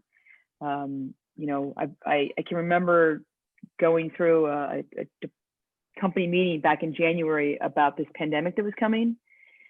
And I knew then, when I looked in the eyes of a former fire chief who said, this is real, this is serious, that I know he wasn't joking. And I just, you know, here we are in June, and I just can't believe what it's done to our community, what it's done to our city. And so this is a very difficult budget to review. I just want to commend staff. Keith, you've done an excellent job. Javon, an excellent job in presenting to us many different options and trying to figure out the best way to balance our budget. City of San Bruno has struggled for many years. We've never been fat. You know, it's never been a city where you can say, great, we've got a lot of extra money, let's hire that position that's been pending for a number of years. One of the positions we've always wanted to hire was someone who's a public information officer, so that we can ensure that we get better communication out to the residents. But it's a position that hasn't been filled over time because of budgets, and it's always the one position that gets put behind. We need to look at only essential services. And you know, that saddens me when I have to look at wanting to include all essential services, because I think that the library or the recreation program or all the police officers that we can have on the streets, that those have to be cut. And so this is a extremely challenging time, and I just want to commend staff for doing a great job on this. Okay, I'm going to go to Vice Mayor Salazar, then I'm going to ask for the close of the public hearing. Vice Mayor. Thank you, Mayor. I want to echo Councilmember Davis's comments and thanking staff. I know this has been a very difficult budget to get through, and you know, we've seen some amazing things coming up, you know, up until this point. And last year, we were able to whittle away and save and cut and actually come up with a budget that was balanced, and we were really making some strides to getting our arms around this thing. And then we had a couple of businesses fail on us, and then we had COVID-19, and so this is where we are now. And I know this budget has been particularly difficult for staff, and so I just wanted to thank you, commend you on the work that you've done to get us to this point. You know, the structural deficit that we've seen for so long, it doesn't even make sense to look at that now. You know, I'm looking at the $500,000 that we're taking out of the fund balance, which in normal times, that would have been a huge red flag for me. And I would have been thinking about, okay, so what else can we do? But we're holding positions open. We're taking from reserves. We're we're using fund balance and all of this to just keep the lights on and keep us moving forward. I know it's difficult. We've already robbed Peter to pay Paul and probably robbed Paul to pay Peter again. And I just don't know where we could cut anymore. I know it's not a great situation to be in, but you know, I am hopeful that we're going to get through this quickly. I see that staff does have a very solid understanding of the operations and where our priorities should be. So I am confident that that this budget that we have in front of us, while it's definitely not ideal, is a solid one. And I think the plan is solid, and I definitely support moving forward on this. Thank you. All right, before we move on to other council members, there is no member of the public at this time or others that have raised their hand. I've been notified. So can I please have a motion and a second to close public hearing? So moved. Second. City Attorney, do we actually need a roll call for closing the public hearing? Could that be done verbally? I think for that, you can do it verbally. Thank you. Therefore, by voice vote, all those in favor of closing public hearing, please say aye. Aye. Aye. Any opposed? I have a 5-0 voice vote to close public hearing. We'll bring it back to City Council. Councilmember Mason. Hey, so this is my first budget year, and I think it's been tough. We learned prior to COVID that we were looking at an approximate $4 million deficit. I think a lot of this is just really the city not having made some decisions, you know, for years. I think that the good news is I think we're heading in a good direction. I think the development impact fees, the Airbnb, the TOT, we've got a number of things that are moving along. But I'm really sad that we're going to have to wait on Florida Park to really get that moving. And really, I guess frustrated might be the right word around, you know, what's going to happen with our municipal operations, such as the library.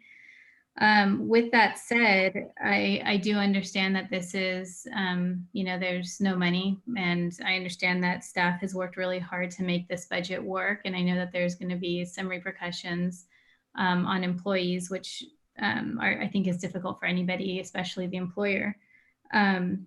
What I wanted to ask about was in particular about Measure G. Thank you, Keith, for pointing out the $44,000 number. And I think for those of you, for the public or from council that did not attend the Measure G committee meeting, I really want to applaud Vaughn Gregory. After 3 members had voted to move forward, Vaughn said she didn't feel comfortable because salaries were not part of the intended use of Measure G. And with her leadership, the rest of the committee did agree that that was not part of the intended use, and that's how that ended up being essentially stricken from the budget. And so with that said, I did want to ask whether the remainder of Measure G or a percentage of it, I believe there was about $470,000 remaining. And I wanted to request that $300,000 of that be used for what was advertised and what was intended, which would have been for street repair. And how would that work? And that question would be directed to Keith, if that's a possibility. Finance Director DeMartini. Yes, Councilmember Mason, can you hear me okay? Yes, thank you. Okay, great. So yes, Councilmember Mason, it is possible for the City Council to take an action this evening that would appropriate $300,000 of the Measure G district sales tax revenue for street repaving in our existing street resurfacing CIP project. If that action was to be taken, it would reduce the ending fund balance in the Measure G district sales tax fund from $462,000 down to $160,000. Staff's opinion in regards to reducing the fund balance down to that low is that is rather low. Again, it's our first full fiscal year of having the district sales tax revenue being generated. And in a year where there is so much uncertainty and volatility into that potential source, that ending fund balance so low is rather concerning. But the council is able to take an action for appropriating $300,000 if you choose to do so. With that said, what would be a recommended number? I would say that having the ending fund balance in that fund anything lower than $300,000 is likely too low.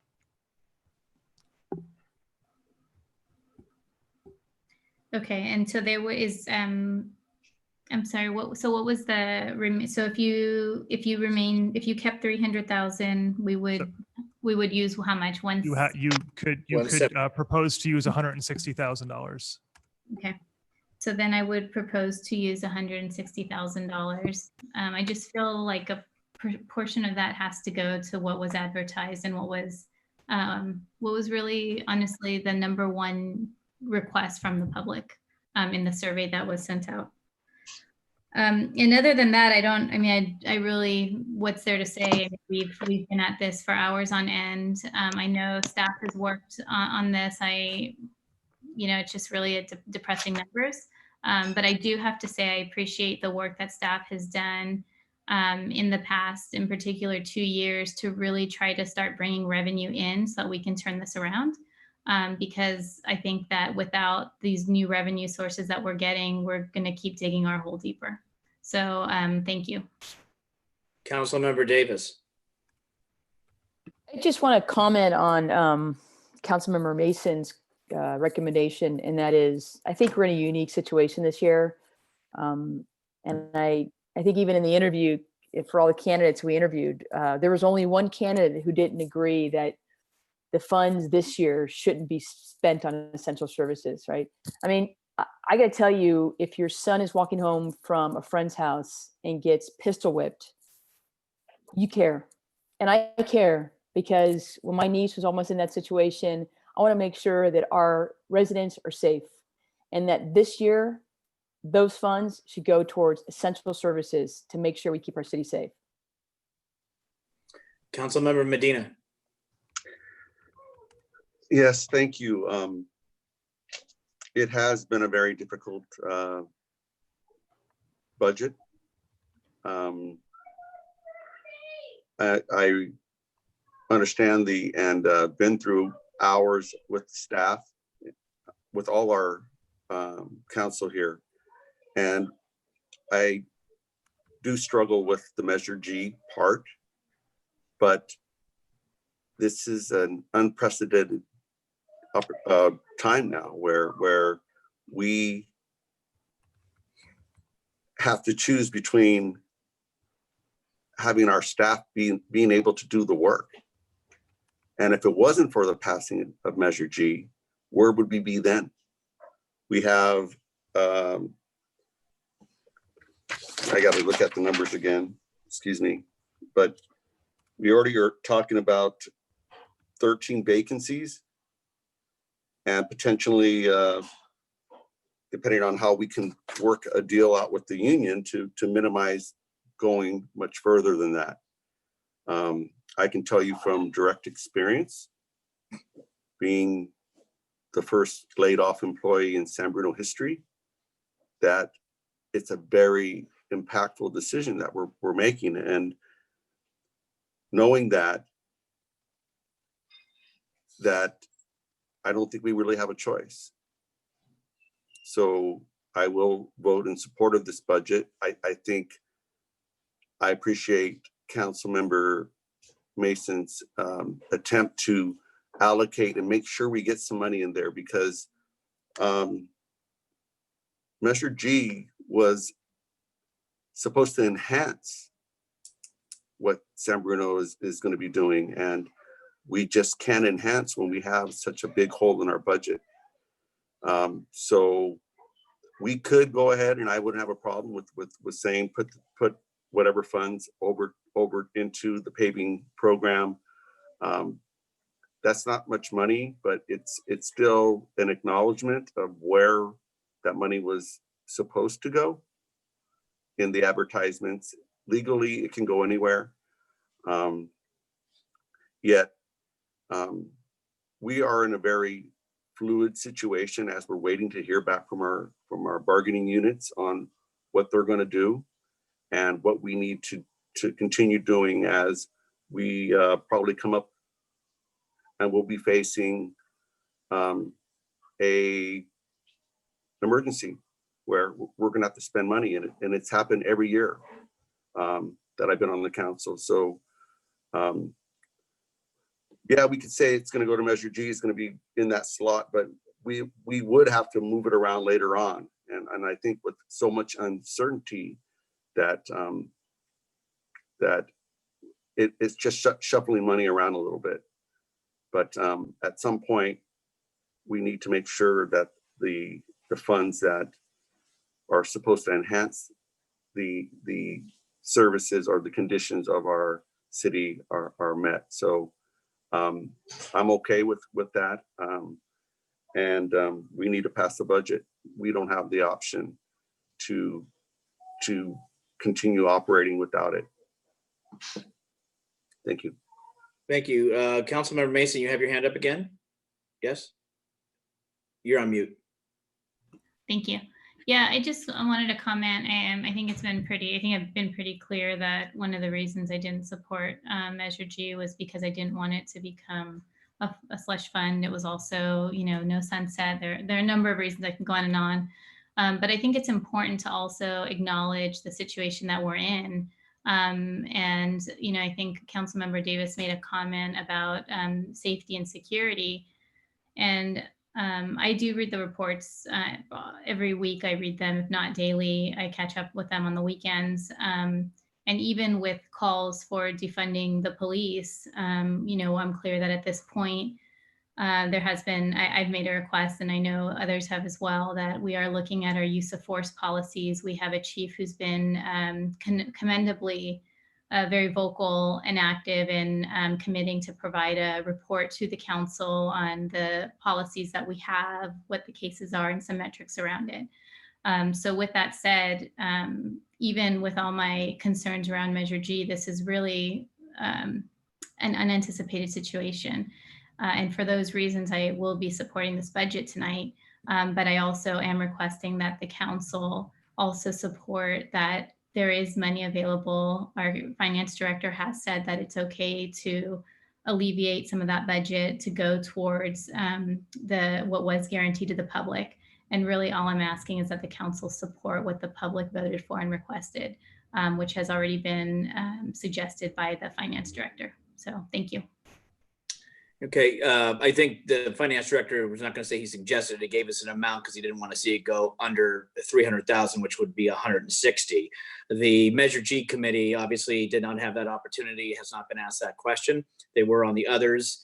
And as you pointed out, Councilmember Mason, as I watched too, the committee reassessed in regards to the 44,000, and Mrs. Gregory brought that up. That's probably why they made her chair. So anyway, so now she's the chair. I do want to say a couple things, and I know that my colleagues and I know I have received various emails in regards to whether it's, I think the word is better, reallocate rather than defund, or about the percentage of public safety budget. So at our last council meeting, there was a member of the public who had made a comment, which is great, about more training, combat, that 8 weeks they're in a police academy and they're on the street with a gun. And I want to clarify that, to my knowledge, that is not accurate, not in this city nor in any city, that the police academy, to my knowledge, is 6 months, 5 days a week, about 10 hours a day. That they also have their 4 month with a field training officer, which means that person is watching them in the car every moment. And then they're on probation for 18 months. So I just wanted to clear that so that nobody walked away with that expectation that that's what it takes to be a San Bruno officer. They are trained. I also wanted to look into, because percentages were brought up, and in South San Francisco, their public safety between police and fire are 55% is what they have. They have about 67,000 population, about 30,000 population in Burlingame, with a percentage of 49% for public safety. And What you also understand is ours is requesting it for the police specifically at 19.3. And you have the city of Burlingame that is about 18.5 just for police. So when you start to talk about the totality of everything, when we talk about Burlingame, they had calls at 41,662 calls for service. For the city of San Bruno, 49,581 calls for service. And I think it's important, and I'm only saying these things because I want people to understand when they also were saying about we're too much in the schools. We have one officer, a school resource officer that city taxpayers pay for, that's not supplemented by any schools, or private, public, junior high, high school, etc. We have one officer that serves every school in this community, one. So you don't have somebody who is there sitting at the site day in and day out. We also have been hearing about how we don't, now let me tell you, I'm sure the police chief might say, if that's okay, you want that officer on the street, we won't go to the schools. Personally, I think they're needed. He's not saying that. I would think that's another resource that he would have. There's also was comments about we're not having our officers doing the right thing and we're not having the professionals maintain those services. Looking into it, I can tell you that we have Cora for domestic violence counseling and response. We have Life Moves for the homeless population to make sure they're getting the necessary needs, or at least offering those services. First Chance to provide counseling for substance abuse and treatment. We have the Conflict Resolution Center that is also used. There's also SMART, which is a trained AMR paramedic unit that responds to mental health calls. Now that's at a county level, a lot of these, but in SMART, I would encourage our County Board of Supervisors to increase that since it's only during Monday through Friday during the business day. So this department, as other communities, work with the appropriate individuals that are trained in this. But on the SMART that I just talked about, they will not respond. They will not, their people will not allow them to go to a response without a police officer next to their side. So I think it was just important to mention a few of those things. And as far as salaries for the police department, salaries alone, it is going down. It was this weekend, 682,000, but with what has been readjusted, it may even be closer to $1 million.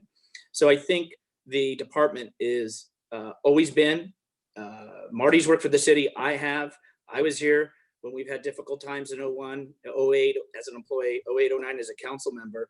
And we have never been other than a lean city that tries to provide excellent service to its residents. And so I want to make it clear with the police, because though I can empathize with people's concern, I think some of it is not well-based when you start to look into it. Personally, just on the police, because they seem to be getting all the attention as far as a lot of my emails, aside from fireworks, that they are doing a good job. They have stepped up to the plate. When we've needed them in incidences that we've had in this community, we have seen those individuals who step into action, step into danger and in harm's way to provide the service to this community and its residents when called upon. So that's it for me. Is there any other comments from council? Councilmember Davis. I just want to say and clarify that, I mean, we're talking about a budget this year. I agree, Councilmember Mason, that next year, this Measure G, and I think we as a council have been agreed to it, we want to put it towards what we said we would. And we all know that we hear from all the residents in the community about how bad the streets are, how bad the sidewalks are. There's not a street I can walk down that doesn't need some work on it. So I agree with what you're saying. I just have a hard time this year. It's just so bad. When will hotel tax turn around? I hope soon. Vice Mayor Salazar.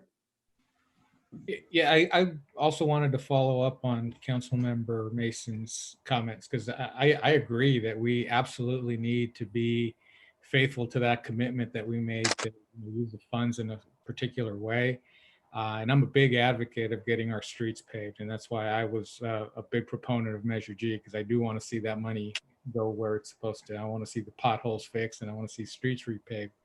But getting back to the finance director's response in terms of, what could safely be used, and especially after seeing what's happening to our reserves just across the board. They're being decimated. And I guess if we hadn't already touched reserves, it would be a slightly different situation. But I'm wondering, what is the probability that we may still need to dip into this again?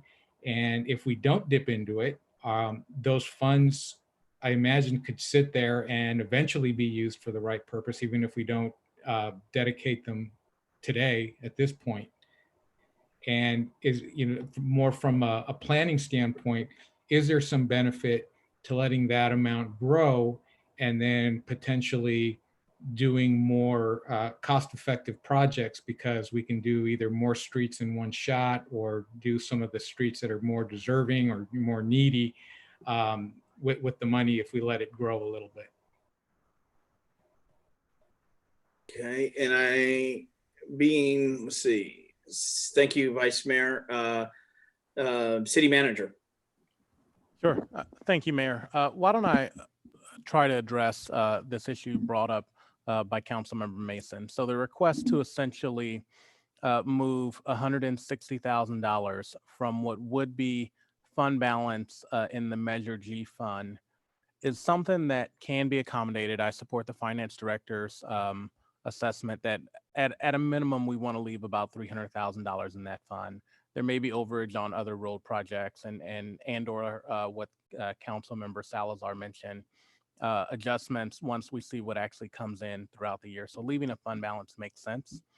It's also important to remind the City Council that the process that we had envisioned for Measure G allocations was for staff to make a recommendation, that recommendation to go to the committee, for the committee to opine upon that, and then come back to the City Council for final decision.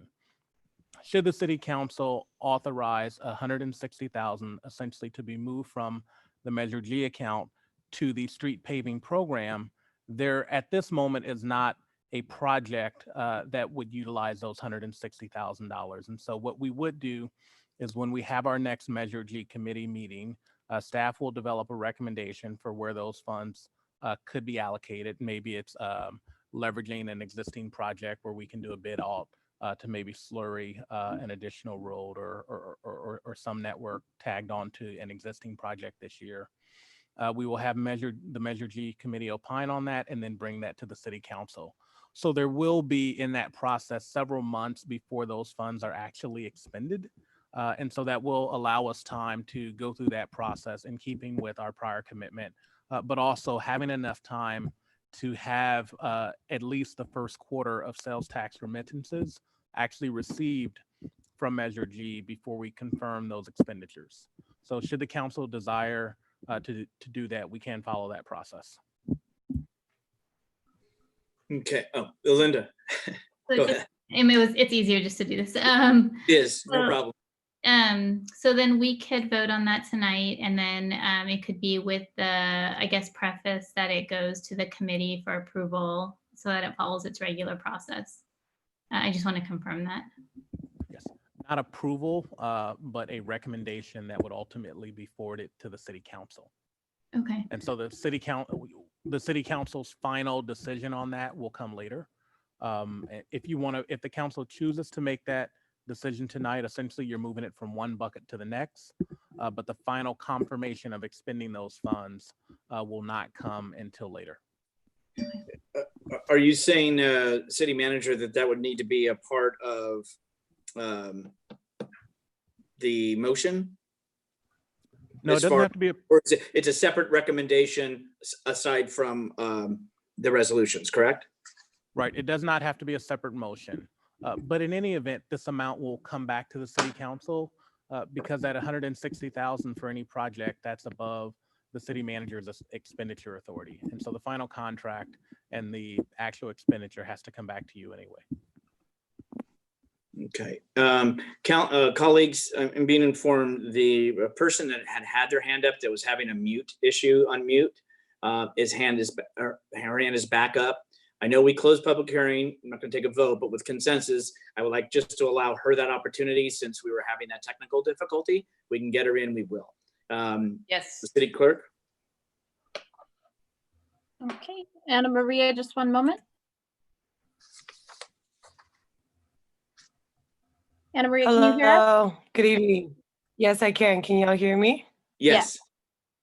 Oh, thank you so much for taking this time to listen to me for a moment. And I wasn't really well prepared. And I came in just in time to hear you, Mayor Rico Medina, mention about the police and the several emails that you've received from community members expressing their concerns. And while I do regard that some policemen or women in the force do good jobs, and that's good, but I also want you to recognize there is a concern among residents, right? If you're not just getting emails from me, but other people, then I question what's, how are San Bruno residents really feeling, especially in the marginalized communities that specifically live in Lower San Bruno in the avenues that are often patrolled and policed, profiled by the San Bruno PD.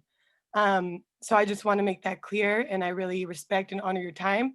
Appreciate you listening. Like I said, I will continue to stay involved in my city as I have for my whole life, serving the city of San Bruno and the larger San Mateo County as a teacher, as an educator, currently as a farmer, but I worked at the San Bruno Public Library for several years, and I'm a proud San Bruno resident. So look forward to continue working with y'all and listening and hoping that you also truly listen and are in solidarity with the real life situations that are going on in this community and beyond. So I appreciate your time and thank you. Thank you very much. And I know that you sent us, or you sent myself an email at 7:19 this evening. I haven't had an opportunity to read it yet. I also want to just say, any email that the council, they've allowed me just to at least acknowledge it so everybody knows it's been acknowledged. It's also on the website, as well as if it was any San Bruno resident, I did email them back saying I was more than willing to spend time to have a conversation. And anyone who left their phone number who was a resident, I reached out and called them personally. Also, just for your knowledge too, to the speaker, you know, this city council together came up with a statement of support and condemned, along with the police chief, of what transpired and the commitment going forward. And we all read that, and that has been posted. It also is that the police chief and the city manager and the city council has committed, and they are already have been in the process of reviewing the policies for the department and addressing the questions and concerns that have been raised, not only in this community by some residents, but throughout the state, throughout the country. And that is being worked on, and there is commitments from our chief and from our manager to address that, to look into that, to bring it back to the council as a whole for a study session so the community can be updated and informed. And if that means we need to hold a town meeting, or it could be a Zoom, could be in person or something else, but those commitments are there. This council stands united, not only against hate, but about moving forward and making things better. So back to the council. Linda, you have your, is that from before? Yes, no, that's for now. I wanted to thank Anna for her comments as well, and just to know that we are looking into this as my son gives me his toothbrush. That's a good sign. My husband taking him away. Thanks. Hello. Thank you. I just wanted to, getting back to business, I wanted to make sure Anna knows that we are receiving emails. We're receiving emails, I think, on both sides of the fence around police defunding, police reimagining. And then we also have a number of emails from individuals who are supportive of police. And just echoing what Mayor Medina said, which is we're taking this all very seriously, and we are waiting on some metrics. I also wanted to just really, because we're going to take a vote soon, really encourage the council to support the funding, the additional funding for street repaving. I think it's not a huge amount, but it's a lot for what we have right now. But it's also really, I think, symbolic to show the public that we are taking these funds very seriously. And these are needs just like any other needs that we have. And if you're a car that's passing a pothole every single day and have gotten flat tires, you know, that's just as important as a number of other items that we're prioritizing this year. So I think it just is more than anything letting the public know that we are considerate and we're aware of the funds and what they're meant to be used for. And then lastly, and I don't think I'll say anything more, is I was just hoping for the sake of the public that the city manager could speak a little towards Florida Park. Since we are not likely to fund it. This was brought up on May 26th, but for those who are listening tonight, I know that you're being creative around some other avenues to fund the park. And if you could just maybe give something brief so the public knows that they're not forgotten if they live around Florida Park. And then, thank you, council member. And then city manager, here's what I was understanding. So I want to reiterate it. You can clarify that these action items for the GANS initiative, as well as the operating and capital improvements, would go as is. And if there's consensus and recommendation by this council to either, if it's to allocate it tonight, then it would be a part of this. If it is to, as you had made a suggestion of having it go, waiting for the first quarter, which would come back in October report, going to the committee and assessing it then. So that makes it in two different elements, but I just want to make sure I heard it correct. City manager. Sure, Mr. Mayor. With regard to Councilmember Mason's request about the $160,000 to be allocated to our pavement management project this year, the council has a decision. You can act on that request and actually allocate the money to that project. So from the Measure G fund to that project, or you can provide direction to staff to develop a plan to program an additional $160,000, and we will take that to the committee. And when it comes back to the city council, you can allocate at that time. Or the third is you can take no action on that and approve the budget without that. With regard to council members Mason's request to talk about Florida Park, why don't I do that very briefly and remind the public or let those that have not heard know that the proposed budget as a budget balancing strategy does include removing $900,000 from the Florida Avenue Park, which will delay the installation of that park. However, the city as a whole is not backing away from that commitment to both design and build Florida Park. 2 meetings ago, the city council did approve a contract amendment in the amount of $44,000 to complete the final design work. So we will have shovel-ready plans for the beautiful park that has gone through significant community input. We intend to continue to seek grant and other funding to make Florida Park a reality. With the remaining money that is in the Florida Park project, we intend to take down the fence, install grass, and open that area up to the community so it can be used as a open space grass area until a park is developed. And so we are currently developing plans to do that and hope to have that done as soon as possible, but certainly within 2020. Thank you. Okay, it's back to council. We have, again, we're not approving the city master fee schedule, so we have the 2 items. What I may suggest is that we take a motion second to adopt the resolution on the city appropriations for the GAN, because I think that's straightforward and there's not the $160,000, so we can get that taken care of. So do I have action on that? Motion to approve. Thank you. Is there a second? Second. Motion and second, roll call, and that is to approving the city appropriations GAN limit for 2020-2021. Councilmember Davis. Aye. Councilmember Mason. Aye. Councilmember Medina. Aye. Vice Mayor Salazar. Aye. Mayor Medina. Aye. Now we have approving the fiscal year budget 2020-2021 operating and 2021-2025 capital improvement program budget. But the question that's going to come up is the $160,000, is it part of this from the Measure G, or is that or we approve it as is and it goes goes back as a second thing, which would be on a recommendation. Hopefully that's not too confusing, but that's how I understood it. Please correct me, attorney, if I'm wrong. Councilmember Medina. I'm looking at page 363 of the budget of the capital improvement program. And it has a $200,000 allocation for Measure G.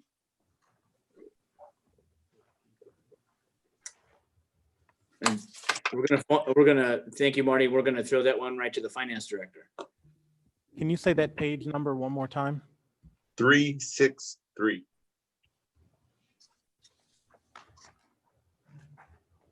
Councilmember Medina, that is a Measure G allocation for the street light pole replacement program, which was one of the items that was proposed to be funded through Measure G allocations. It was on slide 24 of tonight's presentation. Got that.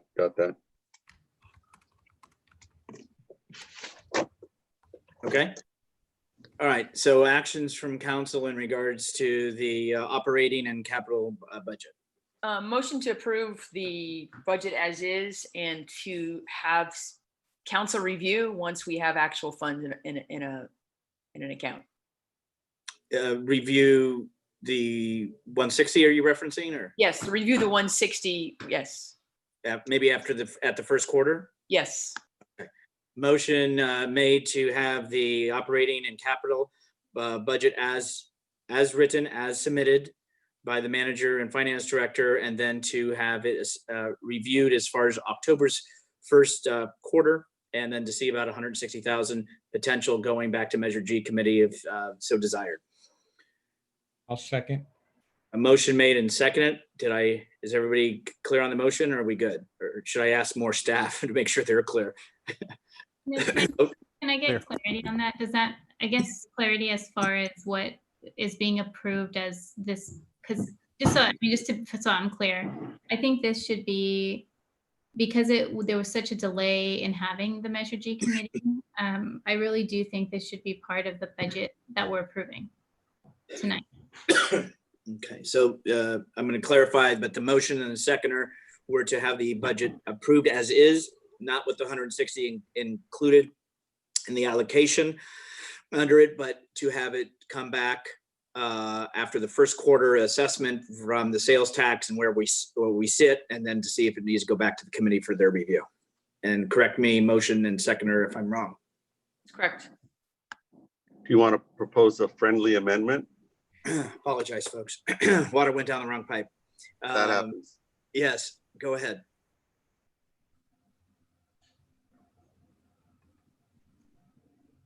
So I was only going to add that, we actually did jump through some hoops to get that committee seated so that we could have them in place and have them render their opinion prior to making allocations. And it almost seems now we're reversing the process and trying to get ahead of their decision by dedicating the money when it should actually be their purview to review the recommendation and then bring it to us.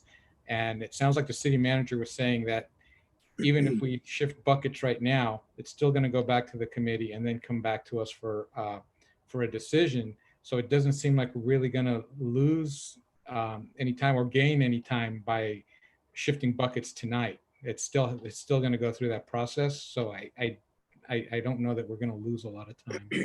As it should. Yeah, I think, so I guess this is a question for the city manager. I mean, I said I wasn't going to approve a budget without the Measure G committee. And so I know it was set up immediately after that, those comments were made. So my question is, would this be, whether it waits or not, will this be coming as part of this year's budget? My concern is, are we saying that we're waiting to get more money? I'm just trying to figure out what the process is. Can we approve it tonight pending approval from the Measure G committee? So in any respect, this will occur in 2020 and not be a part of next year's budget. It will be a part of a amended budget for the 2021 fiscal year. Can you allocate the money to the pavement improvement project without a specific project identified? Yes. Your other question is, can you approve it pending a recommendation or pending action from the Measure G committee? That's no, because the Measure G committee does not allocate or commit the city to projects. Only the city council can do that. They are advisory only. And so right now, the $160,000 is above the city manager's spending authority. So I would not have the ability to commit it on behalf of the city. And so it will come back to the city in any event due to the dollar threshold. And so whether the city council decides to allocate that tonight or wait and allocate it later, there will not be a time loss.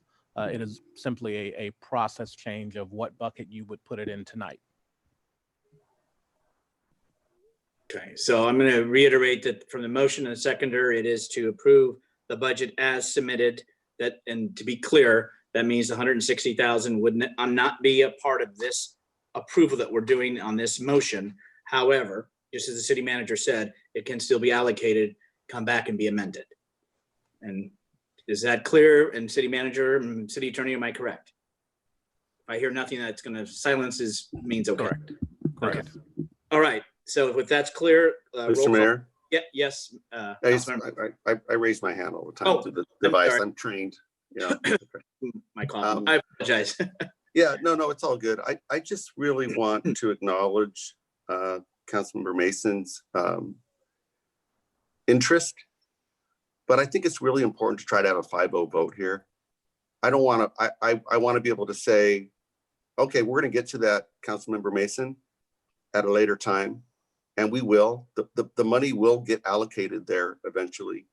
I just hope that we could just agree on this, you know, that we all take this seriously and we need to do more repairs on our streets and sidewalks. I'm going to vote for this, but I can give you my word that and staff has, I think, done a good job in answering the question that it's going to come back and we have time to deal with it. So I just wanted to throw that in there. Thank you. Thank you, council member. I think you're correct. It would be nice for 5-0. I think staff has had to work very hard in some difficult and challenging times. And also, Councilmember Mason, that is what folks are looking for. I think even the Measure G committee would say, yeah, that was our hope. That's what we wanted. And, you know, thank God Measure G is here to help the staff and our community to the best it can. So agreed as well. It's not to say it's not coming back. It's not to say the 160, but I'm going to support the budget as well. So thank you. I'm seeing no other hands up. Roll call, please. Councilmember Davis. Aye. Councilmember Mason. Okay, can you repeat one more time what we're voting? Can Councilmember Davis repeat one more time what's on the table? In regard to the $169,000 funds. Okay, maybe we should, I want to make sure Councilmember Davis certainly can. I don't know if the city attorney, I just want to make sure that once the vote's done, there is abundance of clarity to it. So do we want the city clerk or city attorney or council member? I just want to make sure we're all on the same page. Sure. Mr. Mayor, can I attempt to do that? Yes. So the motion is to approve the budget as recommended. And in regard to Councilmember Mason's request for an additional $160,000 from the Measure G fund balance, that will be tabled until staff develops a recommendation for that 160,000, takes that to the Measure G committee and brought back to the city council. To the motion maker and seconder, is that accurate to your motion and second? That's how I understood it. Yes, and just in my reasoning behind this is just I want to make sure we actually have funds and that this is all proposed we think is coming in. So why not just wait at that point to spend that money or to put it into that bucket? Okay, thank you both. Thank you, city manager, vice council member.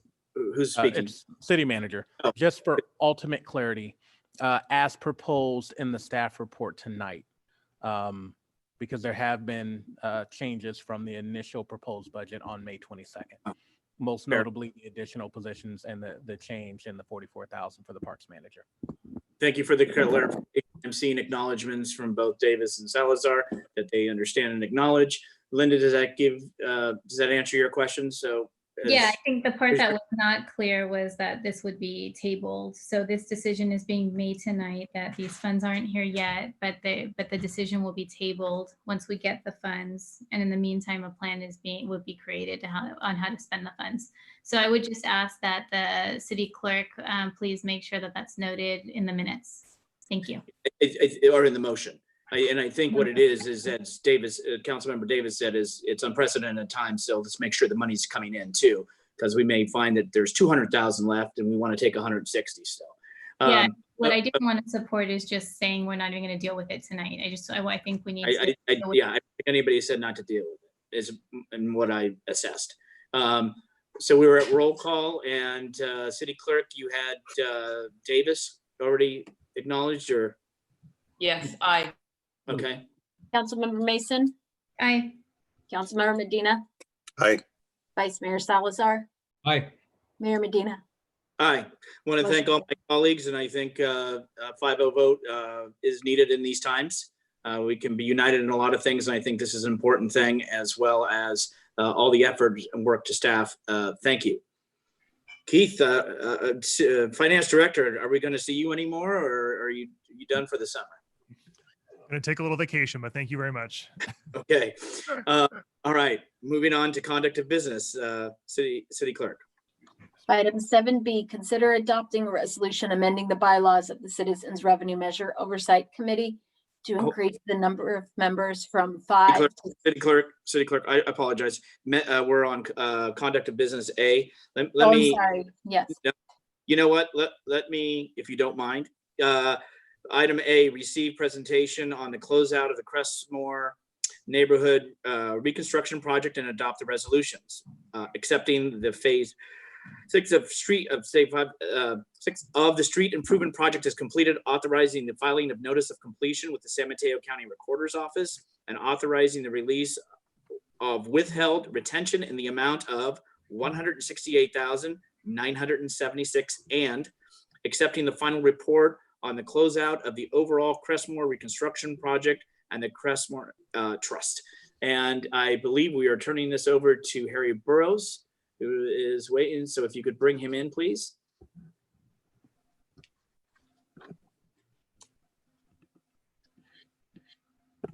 Trying Mr. to Mayor, bring Harry in. One moment. while that occurs, why don't I give a quick City Manager. introduction? Sure. Javon Grogan, City Manager. So our report will be given by Harry Burrows, the city's project manager for the Crestmoor Neighborhood Reconstruction Project. As the community will remember, there was a devastating gas pipeline explosion that occurred on September 9th, 2010, almost 10 years. And we are tonight closing out the last phase of that project. And that is the phase 4 that we will talk about, but the total community restoration was $50,500,000 and change.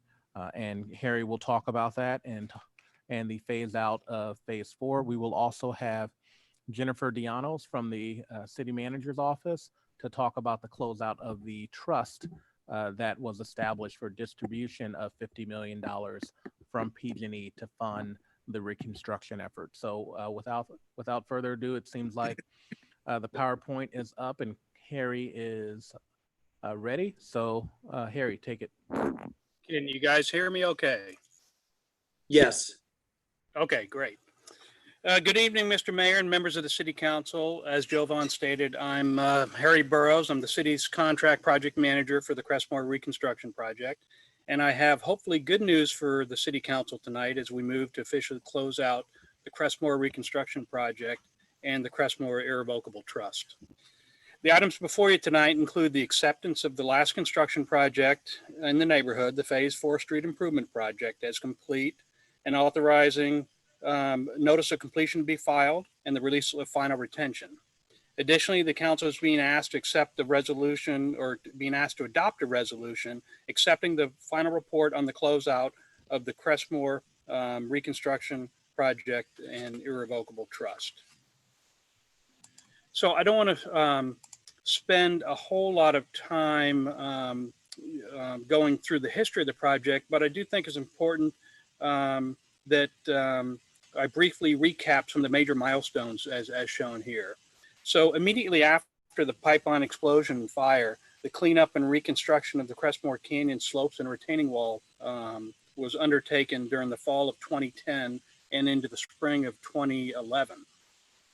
The $50 million irrevocable trust was established in March of 2011 for the reconstruction of the neighborhood. About a year later, the $70 million settlement was reached between the city and PG&E for the ultimate establishment of the San Bruno Community Foundation. And with the exception of the canyon slope and retaining wall repairs that were done in the immediate aftermath of the fire and explosion, the first infrastructure repair project didn't start until early 2012. It should be remembered that the explosion site could not be backfilled for over a year. It sat there fenced off as it was considered a crime scene and remained open until all investigations by the NTSB and others were completed. At that point, we could start the reconstruction efforts in earnest. So from 2012 through 2016, we undertook 5 separate construction projects for the work in the neighborhood. The Earl Glenview Park was completed and opened in late 2019, and the Phase 4 Street Improvement Project, the final project, it was actually started in late 2016 and is here before you tonight for acceptance and closeout. So a quick visual recap of the previous phases of the neighborhood reconstruction is shown here. I'm not going to describe each one, but the earlier phases consisted of mostly the replacement of all of the underground infrastructure, the water lines, sewer lines, storm drain lines, and the Phase 4 project reconstructed all of the surface above ground improvements. So to put the overall project into perspective, here's a listing of all of the now completed 9 reconstruction contracts that were performed along with their corresponding construction costs. These are the actual construction contract amounts with the contractors, not the total project costs. So the Phase 4 Street Improvement Project consisted of the removal and replacement of all of the curbs, gutters, and sidewalks in the entire neighborhood, new decorative, energy-efficient LED streetlight system to replace the old unreliable streetlights, reconstruction and repaving of all of the streets, including the installation of sub-drains beneath almost the entire new roadway section, and the installation of decorative intersection treatments at the request of the residents. There are several other aspects of the Phase 4 project that I think are worth noting as well. The previous phases of the project constructed much of the underground storm drainage facilities, but didn't finish them at the road surface. The prior projects did this intentionally as we were still in discussions with the residents regarding the inclusion of traffic calming measures, items such as bulb outs and planters and other aesthetic features that impacted the surface location of the ultimate catch basins and other storm drain facilities. However, once that concept of the bulb outs and the decorative treatments was abandoned, the Phase 4 project proceeded, and it had to match the underground infrastructure to the surface improvements. Secondly, this project touched the private property and improvements of all 375 homes within the neighborhood. Each home's interface with the new sidewalk was different and included landscaping, driveways, walkways, pavers, stones, cobbles, retaining walls, decorative brick walls, and many other unique features, that were individual to each home. Private drainage from roof downspouts and yards also had to be accommodated. So anticipating the question of why the project took 3.5 years to complete, the answers are many and include the difficulty and complexity of replacing and constructing infrastructure of this magnitude in a fully occupied neighborhood was underestimated by the contractor and, quite frankly, probably by staff as well. Keeping access to residences while new driveways, utilities, and new roadways were constructed proved to be much more time-consuming than was anticipated. The project was further delayed at the beginning due to conflicts immediately after construction started with the existing gas line and the new streetlight foundations. And that required a redesign of the streetlight system while we were in construction. The contractor also experienced some cracking issues in portions of the completed concrete work after he had replaced much of the sidewalk and curb and gutter area. And we would not let him proceed to paving until this work was corrected. That was a further delay in the project. Additionally, weather was a factor as we endured 2 very lengthy and heavy winters. The project completion was delayed due to numerous punch list items as well, related to surface restoration at the individual residences. Remedial paving work was also required in several areas because we had failed subgrade beneath the new roadway. We tried to remove as much of that as possible during construction, but that was part of the reason why we added all these new subdrains in that neighborhood. Is there's so much subsurface water and springs in that neighborhood that we were successful in accomplishing most of it, but there was a few locations that had to come back with a little bit of remedial work. So with all of that said, here's a summary of the project at its completion. The original contract was $9.77 million. We added about a 10% construction contingency, anticipating the complexity of the project. That gave us a total authorized construction budget of $10.75 million. The final base contract amount, which is adjusted downwards because we had some adjustments in quantities of certain items and didn't construct a few of the contract items, was $9.4 million. We had change orders in the amount of about $740,000, which yields a final contract amount of $10.2 million. I won't go into a lot of detail. I'll wait and answer any questions you may have on the change orders. I think the staff report provided a fairly good level of detail on what those change orders were. But as we sit here today, all the construction has been completed. They've completed every punch list item with the exception of one residence that they still have to go out there and do a little bit of work on that they promised me they'll get done here in the next week or so. And the project is ready for final acceptance.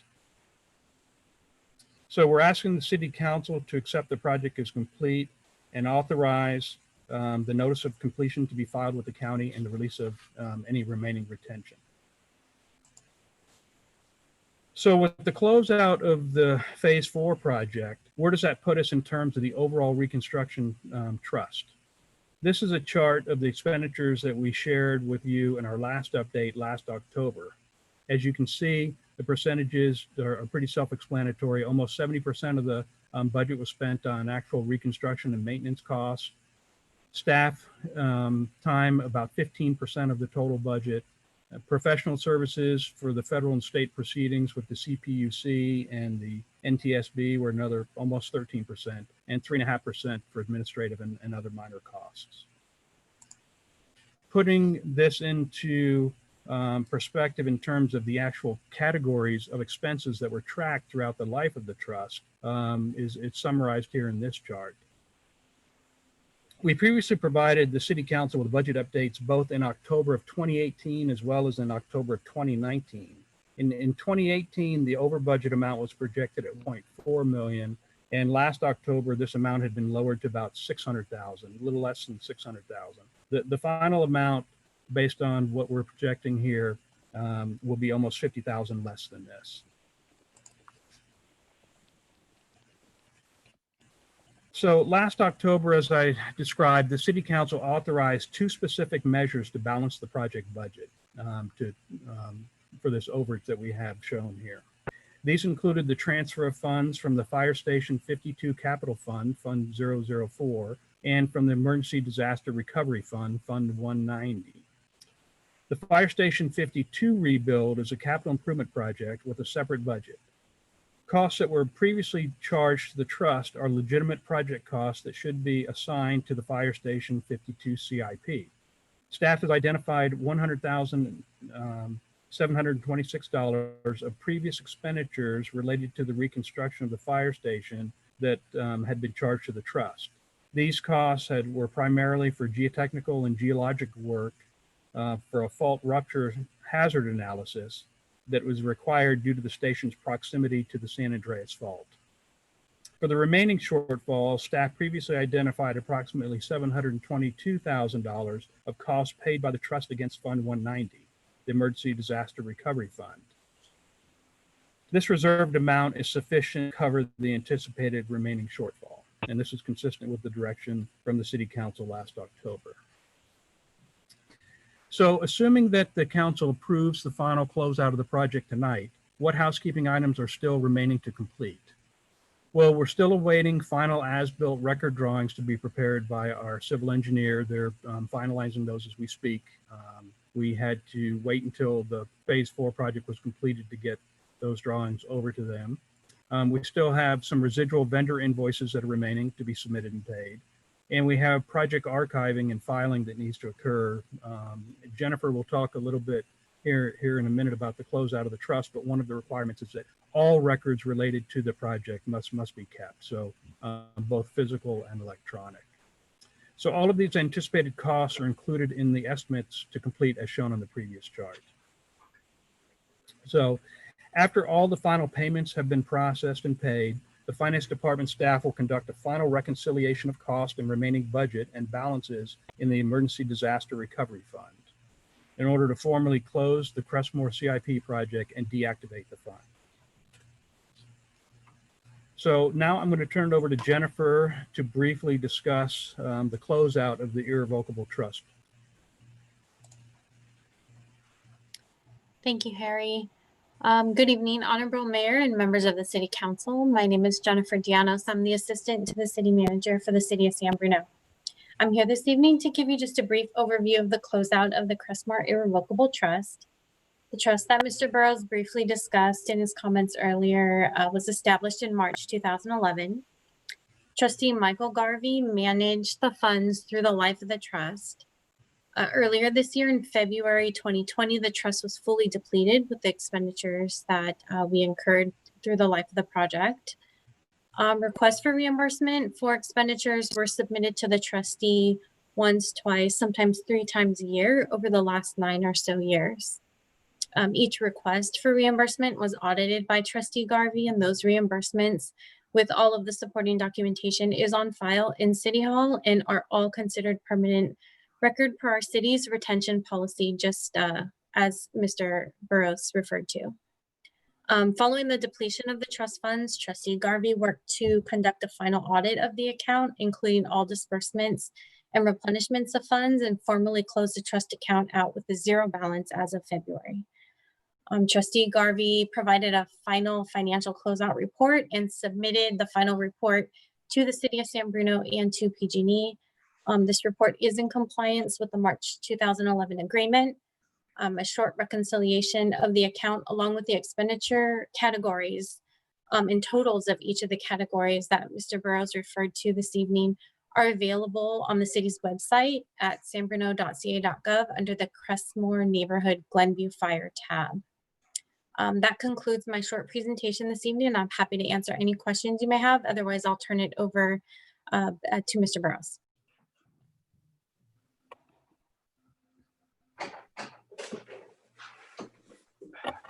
Well, do you have anything else? Sorry, no, I lost my connection. Oh, Mr. Burrows lost his connection, so he is here and available. If Mr. Burrows, I'm now his anyway.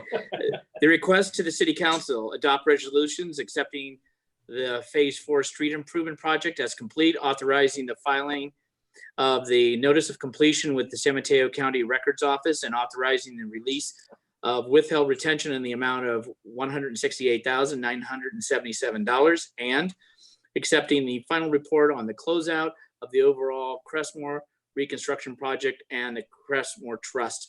And so that is the request of the City Council, concluding Mr. Burrows' report, and he and Jennifer are here for any questions for council. Councilmember Medina. Yes, sir. Thank you very much. And thank you for the report, Harry. I'm sure we're all relieved. One simple question. Nice mask, Mr. Mayor. Well, now we're both in the room, so it's recorded. Yeah, good. So the one resident that hasn't had their work completed yet, promises don't work really well in my book. What happens if it just doesn't get done, and how much is of the value of the work? Well, the value of the work is probably less than $500. It's a small retaining wall drainage issue that needs to just get some remedial work done. So the contractor, the contractor has given me his word. We had some fairly intense negotiations here as the project closed out. As you can imagine, on a $10.2 million project, there's a lot of loose ends that need to get tied up. So I hear what you're saying, but I will do my best to make sure that the work occurs. No, that's understandable without knowing how much it was and being it so small. It's more understandable. Hopefully they'll follow through, right? Otherwise, I guess you'll be fixing it. You and I out there on the weekend. No, I can't. All right, thank you. Thank you. Any other comments or questions from council members? Through the chair. Councilmember Davis.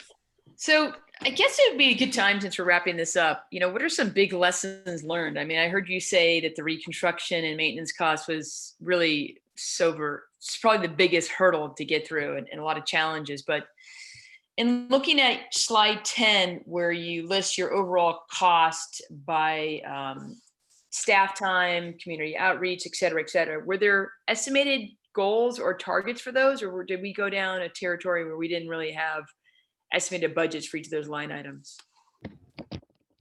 Well, I can only speak really to the reconstruction efforts, but what my thoughts are on the other costs were going into this, and Mark Zaffarano can probably add some more flavor to this, but going into 2011 and the establishment of the $50 million reconstruction trust, there was a lot of unknowns related to what efforts were going to have to be undertaken in terms of the legal proceedings. So I believe that was a little bit of an unknown in terms of budget. We obviously had some budget creep because of the length of the project, duration of the project in terms of construction. And then, as described previously to the council, we had one project where we went back and constructed private sewer laterals in the entire neighborhood with some of the funds. And that was a little problematic because we're on private property, which isn't typical for a city to be on private property constructing public improvements or constructing private improvements. So those were probably, from my perspective, the biggest lessons, but I'll let Mark maybe speak to the proceedings. Sure, if I may, Mr. Mayor. Please, Mr. City Attorney.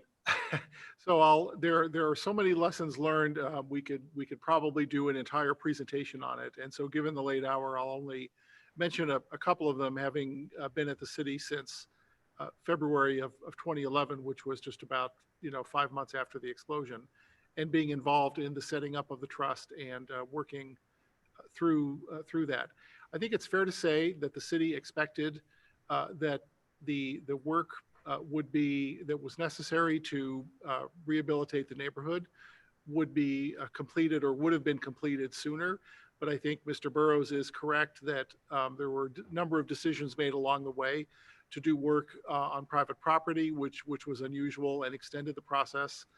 But also a decision was made early on in the process, not just to repair and restore the facilities that were directly affected by the fire, but to return the neighborhood, to completely rejuvenate the entire neighborhood, regardless of whether the homes and infrastructure were affected.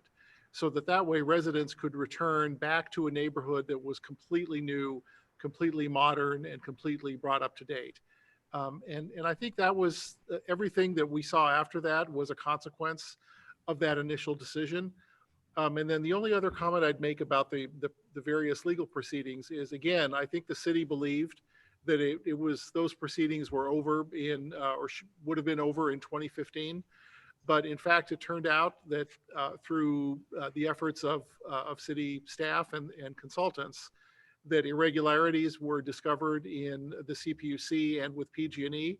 And that resulted in a cascade of additional information and work that really the city did not anticipate and could never have anticipated. And nor could we have anticipated the benefits to the city that those discoveries procured. And so, for example, those benefits included, of course, not only the $120 million with the $70 million restitution and the $50 million trust, but also the addition of $6 million for the ex parte violations, an additional $1 million on top of that for additional ex parte violations that were discovered, and most recently, the $3 million that was contributed by PG&E for use by the city in the Crestmoor Canyon. So all of those benefits far outweighed and outstripped really any expenditure of either professional fees or services or administration fees in the fund. And when you add it all up, Mr. Mayor and members of the City Council, the city ended up spending less than 5% of the total amount of its recovery on those fees. And I don't know about you, but I don't know where you can find a good lawyer and good consultants for a 5% contingency fee. So with that, I'll be happy to answer any questions. Thank you. Well said, Mark. Any other questions or comments from council? I'm not seeing any. Vice Mayor Salazar. Thank you, Mr. Mayor. I just wanted to comment that, you know, this has been a long time coming, and I know that there was a lot of frustration in the neighborhood with how long this whole took, and I wanted to offer my personal apology to the residents of the neighborhood for the delays and for having this drag on for so long.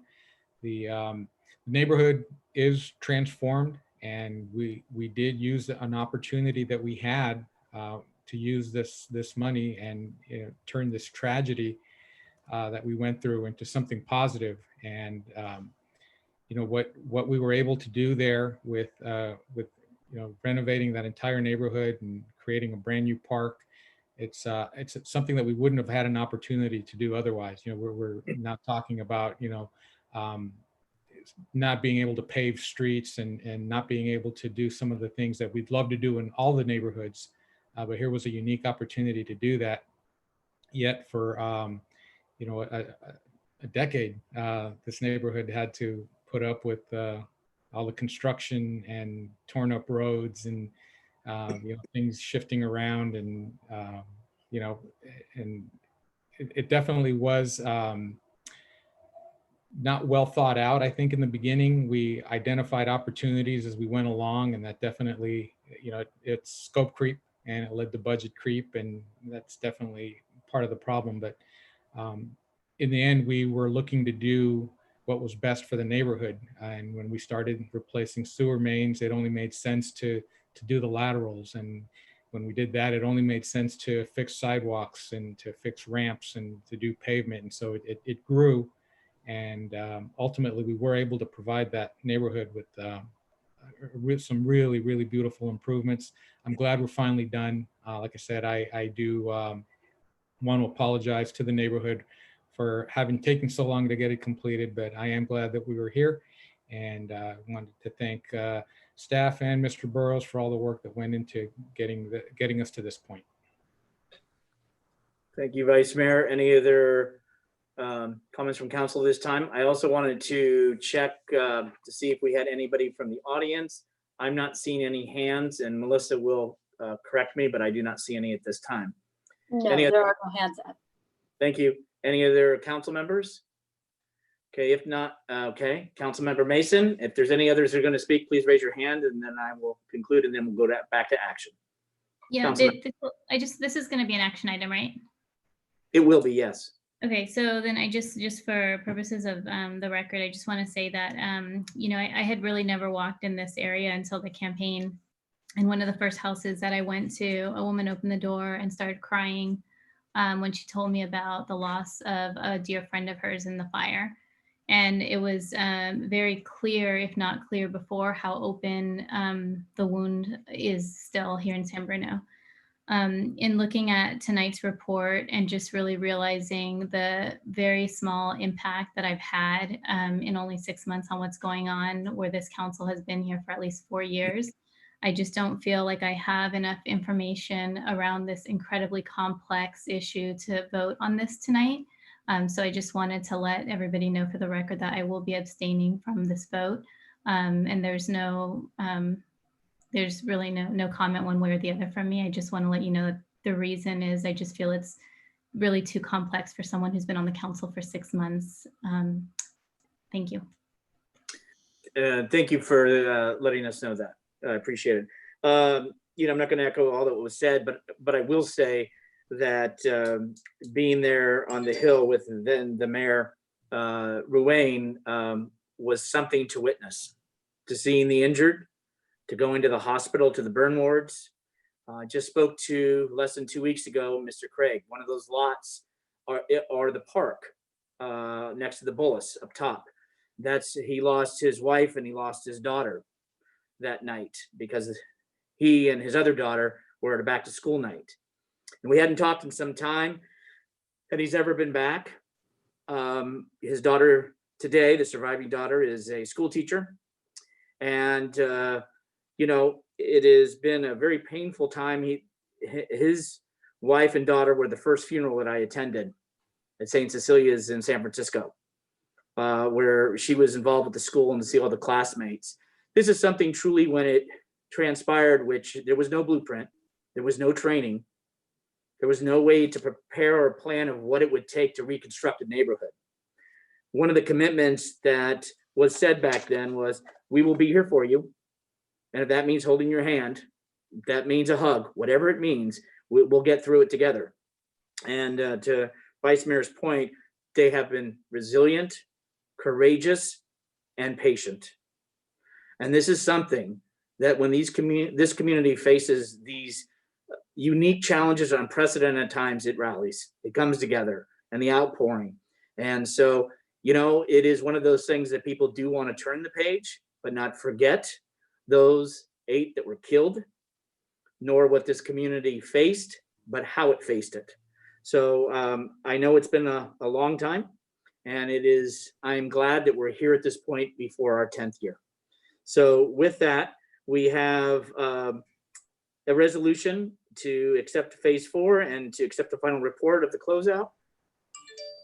So is there any action from council? I move we accept the resolution approve the resolution accepting phase 4 street improvement project as complete. Is there a second? I'll second that. Okay, and the mask is off because Mr. Burrows left. Roll call, please. Councilmember Davis. Aye. Councilmember Mason is abstained. Councilmember Medina. Aye. Vice Mayor Salazar. Aye. Mayor Medina. Aye. Okay, thank you, everybody. Thank you, Mr. Burrows. There's a second resolution. City Attorney, can that be done? Was that okay to do it one, or do we have to do it separate? I think we have 2 resolutions, Mr. Mayor. Okay, thank you, Vice Mayor. So the second one will be accepting the final report. Is there action? I move that we approve the second resolution. And then this one is to close out the overall project. Yes. Second. Thank you. Roll call. Councilmember Davis. Aye. Councilmember Mason is abstained. Councilmember Medina. Aye. Vice Mayor Salazar. Aye. Mayor Medina. Aye, and just to confirm to Councilmember Mason, she had articulated, I know she didn't say the words abstain, but to abstain to both items that we just passed resolution. She's nodding in the affirmative. Okay, with that, we're going to move on to conduct of business item B. Consider adopting a resolution amending the bylaws of the Citizens Revenue Measure Oversight Committee to increase the number of members from 5 to 7 and consider appointing 2 additional members. Finance Director, you're back. Yes, I am. Thank you very much, Mr. Mayor. Members of the City Council, Keith DeMartini, your Finance Director. I have a short presentation this evening on this topic as the presentation is being shared.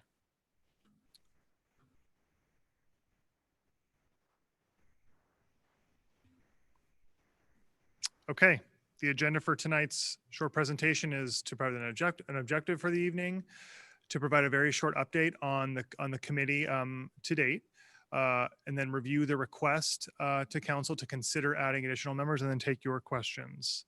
So the objective of the item before you this evening is to consider adopting a resolution amending the bylaws of the Citizens Revenue Measure Oversight Committee to increase the number of members from 5 to 7, and then also consider appointing 2 additional members this evening.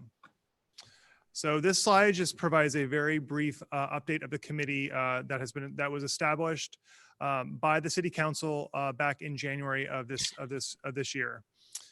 On June 10th, the City Council interviewed the committee applicants, and then the next night, the City Council appointed 5 members to the committee, and then requested that staff bring an item to the next City Council meeting, which is tonight, to consider amending the bylaws to increase the number of members.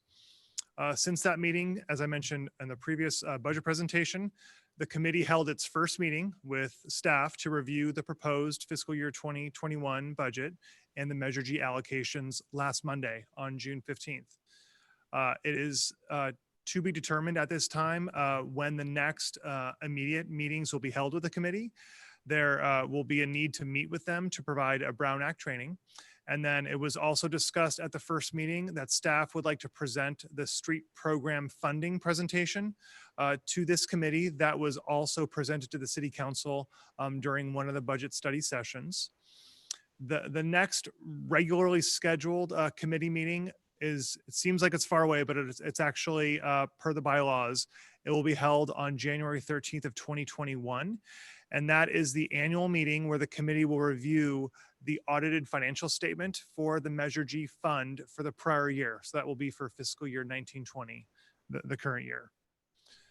So the council may consider adding additional members at this time. The ordinance that established the committee with the creation of Measure G, it requires no less than 5 members. The bylaws that the City Council adopted back in January, it authorized 5 members for this committee. So the City Council may increase the number of members by amending the bylaws and adopting a resolution this evening. And you may also consider appointing additional members tonight if you choose to do so among the pool of candidates that you have previously interviewed. So tonight, you may consider adopting a resolution, increasing the number of members, and then also appointing 2 from the existing applicant pool. That concludes my presentation. Be happy to answer any questions you may have. Thank you very much. Okay, thank you, Director. And if you could take the slide presentation down. And are there questions or comments from council?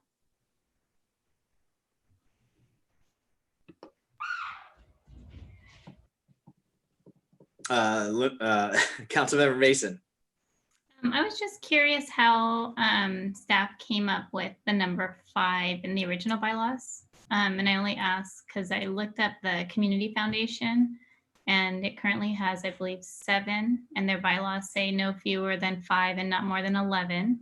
The Measure X committee currently has 7 and their bylaws call for a minimum of 7. And the Measure N countywide committee has 7 members. So how did 5 become the number?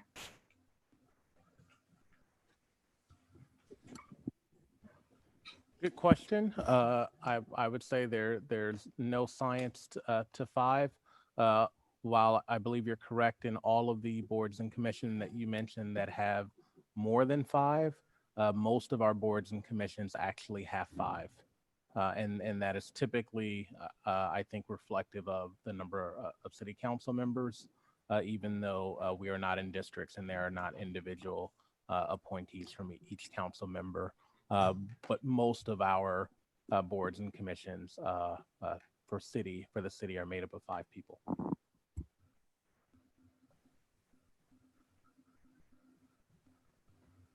Any other questions, Linda? Not yet. I may have some comments, but I'd like to hear from fellow council members. I think we all agreed to have this on the agenda tonight after all the candidates that we had. So I'm curious to hear from the other council members. Yep. Well, Councilmember Medina is waiting. His hand is up. Council member. Sure. Thank you. Yeah, I thought it was a good idea. when we were getting ready to take, to make the appointments, but it was kind of out of order. And it's still a good idea to I think, have a few more members on that committee. We are not setting a precedent. So I'm in favor of increasing it to 7. Any other comments or questions from council? Okay. Through the chair. Vice Mayor. Yeah, so just a couple of comments. I thought it would be a good idea to revisit this. I went back to review what we had done in the previous single meeting that we had to discuss the committee, and it did seem kind of rushed. We only had one run at it. So, staff brought us the bylaws and we debated a few points, but the number of participants or the number of members on the committee wasn't one of the things that was readily discussed. So I thought maybe an opportunity to revisit that would be appropriate. I didn't feel that it was appropriate during the appointment session to sort of try to rush that in, but I did agree that, I would support having the discussion come back, and we can definitely, discuss the pros and cons of, why one number would be better than another. So I don't know necessarily that we need to make it bigger. I know that scheduling becomes an issue as your body grows, and you need to account for more people's schedules, and you could potentially run into that. We did have a number of very well qualified candidates interview for slots, and while it would be great to just appoint everyone, I don't know that just the fact that we have more capable candidates is necessarily a reason for increasing the number. But I'm open to hear arguments on why it necessarily is a better situation. Okay. Any other questions or comments from council? Well, is there going to be a public comment on that? I was going to ask, but I just wanted to make sure before. I'll wait. Okay. City, thank you, everybody. I don't see any. I just was checking. City clerk, you can just confirm that I'm not overlooking. No, there are no hands up. Okay. So we're back to council. All public has been asked. There are no hands. So,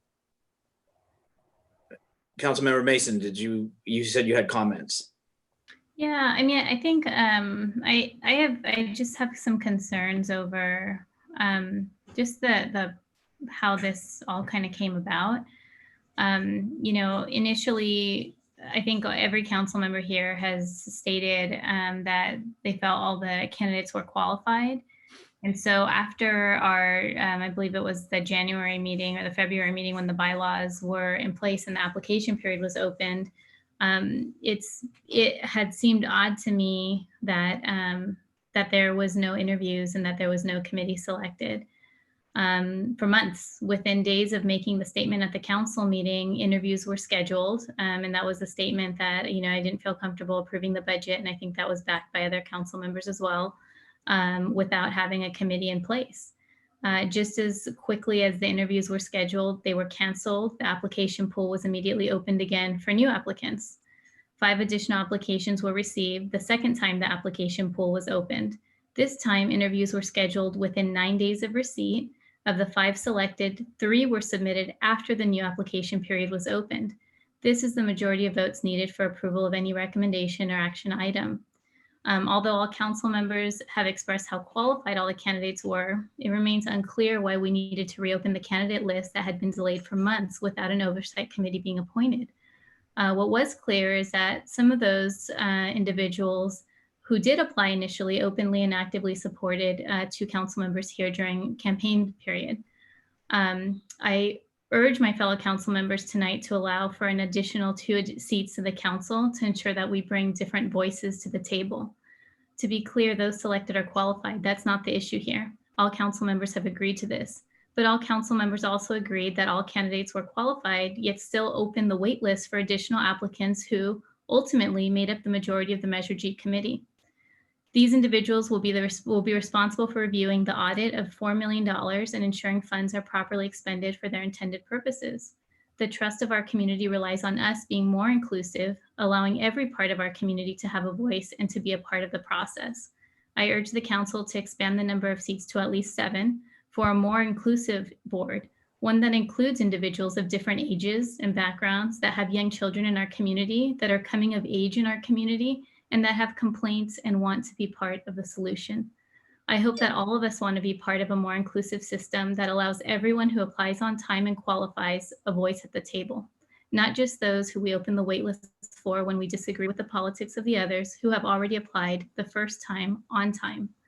Thank you for those who are serving on the Measure G committee. I do support you, and I hope to get you some more voices at the table to represent the entire gamut of the San Bruno community.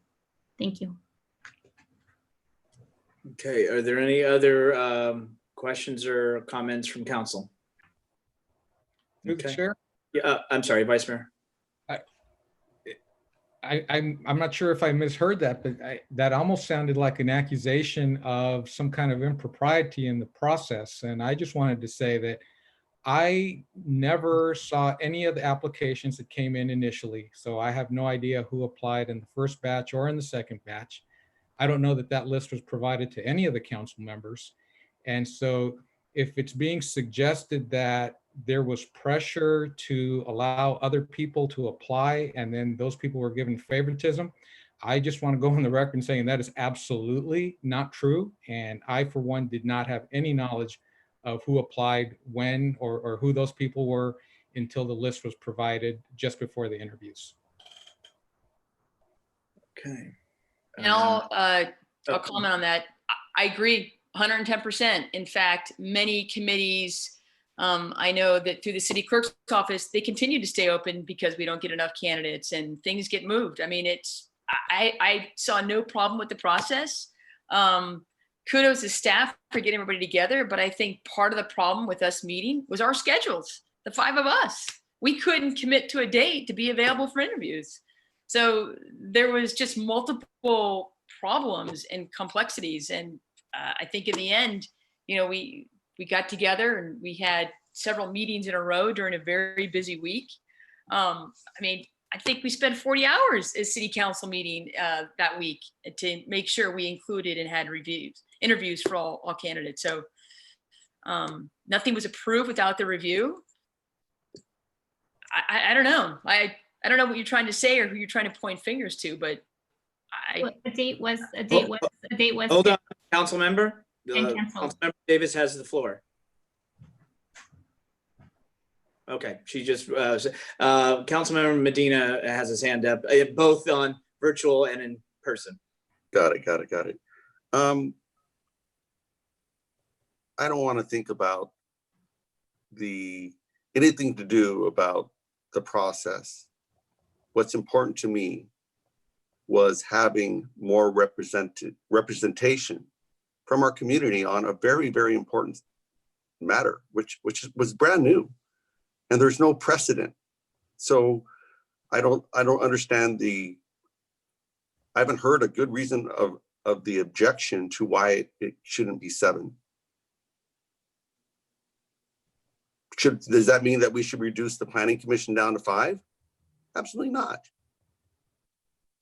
So why wouldn't we allow 7 here?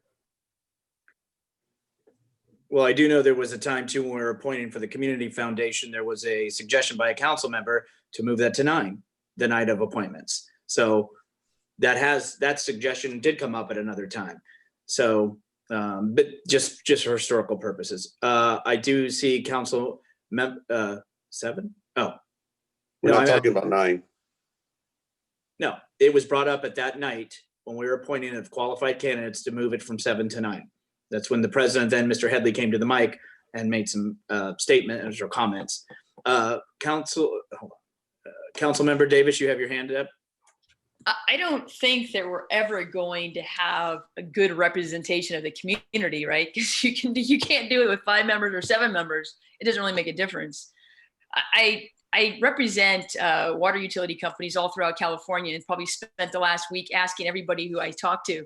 It does range. It's everywhere between 5 and probably 9 is what you see. So I don't know that 5 is wrong. I don't know that 7 is wrong. I don't know that 7 is right. I don't know that 5 is wrong. So how about we go back to the committee that exists and say, hey, do you guys feel that 5 committee members is enough to make a decision or represent the committee? I mean, I watched the meeting, every moment of the meeting that they had, and I thought it was really well done. I thought Vaughn had a great comment. Everybody else concurred. It was like, yes. In fact, I thought we as a council made that same comment about that $44,000. So, I mean, I think you've got a good representation of people who are very intelligent. I mean, we're very lucky to have who we have on that committee. So I don't know. I'm not swayed one way or the other. I don't really know. I would say that Councilmember Mason. Yeah, I don't know who made this process. I didn't see any of the applications. It was clear to me sitting in the interviews that as we were seeing different names and different votes, that they were definitely aligning in a certain way, as I just stated. And I think that we just had an entire speech around systems, and that we're gonna reflect on the systems that we create. And to be clear, our council is creating these systems now as we speak. And when I look at the council, I don't see a diverse council. I don't see a diverse committee. And I think it's important that we let other voices in. And I think that's up to us to do. And I don't think it hurts any of us to add more people to the committee. It only adds more voices. It doesn't take away from what's been created. And to ask the council that was selected 2 weeks ago, this is one of the reasons we were elected, as Councilmember Salazar said a couple weeks ago. I mean, these are the decisions we're selected to make. And I think we did make modifications to the process as far as that we had to do a second round, but as far as the appointment and the nominations and the votes, so that it wasn't perceived right or wrong first out of the chute, right? And then all of a sudden there's 3 votes and it's done. So things did change, things were modified, and so anyway, and I think, and I know your intention is not to say we're going to bring more folks to the table so it's more diverse or better representation. I know that's not what you mean, but I'm listening to it, and I'm telling you, as I'm on the committee, I might feel that. I know that's not what you intended or meant. I want to be clear that is what I intended. I want to be clear. We need more diversity in our committee, and I think that that could come in very different ways. But that is exactly what I'm saying. Okay. All right. Well, thank you for clearing that up. Okay. Is there any other? I'm going to check the hands. Is there any other comments or? Maybe. Okay. So what it is this is under item B. Is there any action to amend the resolution, amend the bylaws to go from 5 to 7, and that's the resolution that would need a motion in a second and a roll call. So I would motion to go from 5 to 7 committee members. Is there a second? Motion made and seconded. Roll call, please. Councilmember Davis, No. Councilmember Mason, Yes. Councilmember Medina, Aye. Vice Mayor Salazar, No. Mayor Medina. No. Motion fails. But I appreciate it being brought forward and in this forum so that, that it had a good forthright discussion. So thank you. And again, and I believe in any of our groups, the groups can come forward, any of our committee, commissions, and boards, and ask for consideration of an amended bylaw too. That's been done, that I know, in the history of committee, commissions, and boards being around. They've lowered them. Personnel boards at 3, they used to be at 7, they're at 5. So there's a variety, and sometimes anyway, so that is something else. With that said, we're going to move on to council member comments from council members. First one is Linda Mason, identify the options for the San Bruno cable, including a loan, market correction, or no action. Council member Mason. Yeah, so I just wanted to ask, there's a study session that's going to be coming from staff on San Bruno Cable, and I just want to make sure that given where I feel we're at a really urgent time in the business plan, that we really need to have some meaningful conversation around what the options are, and that includes a loan, that includes what I would call a market correction. My understanding is that for many years, the city had taken money from the San Bruno Cable Enterprise and placed it into the general fund to assist the city. And so since we have continued doing that, that's essentially taken funds from what could have been reinvested into San Bruno Cable for things like fiber. Is there a way to essentially correct that, to say, I think often it's referred to as the cable is a debt to the city in some ways, but in a lot of ways, the cable company really helped the city for years. And if we added that money up, is that money that we're essentially could repay the cable? Because all the other enterprises, from what I've learned, are essentially treated as if they are their own business, except what seems to be the cable business. So I'm calling that a market correction, but again, I would need to know more about this. And then within that same study session, if we could also get some numbers on Shelter Creek and Peninsula Place, what were their numbers of those who were using CityNet before and then after fiber, to see what are the realistic numbers that we would be looking at if we could get the money and could put fiber throughout.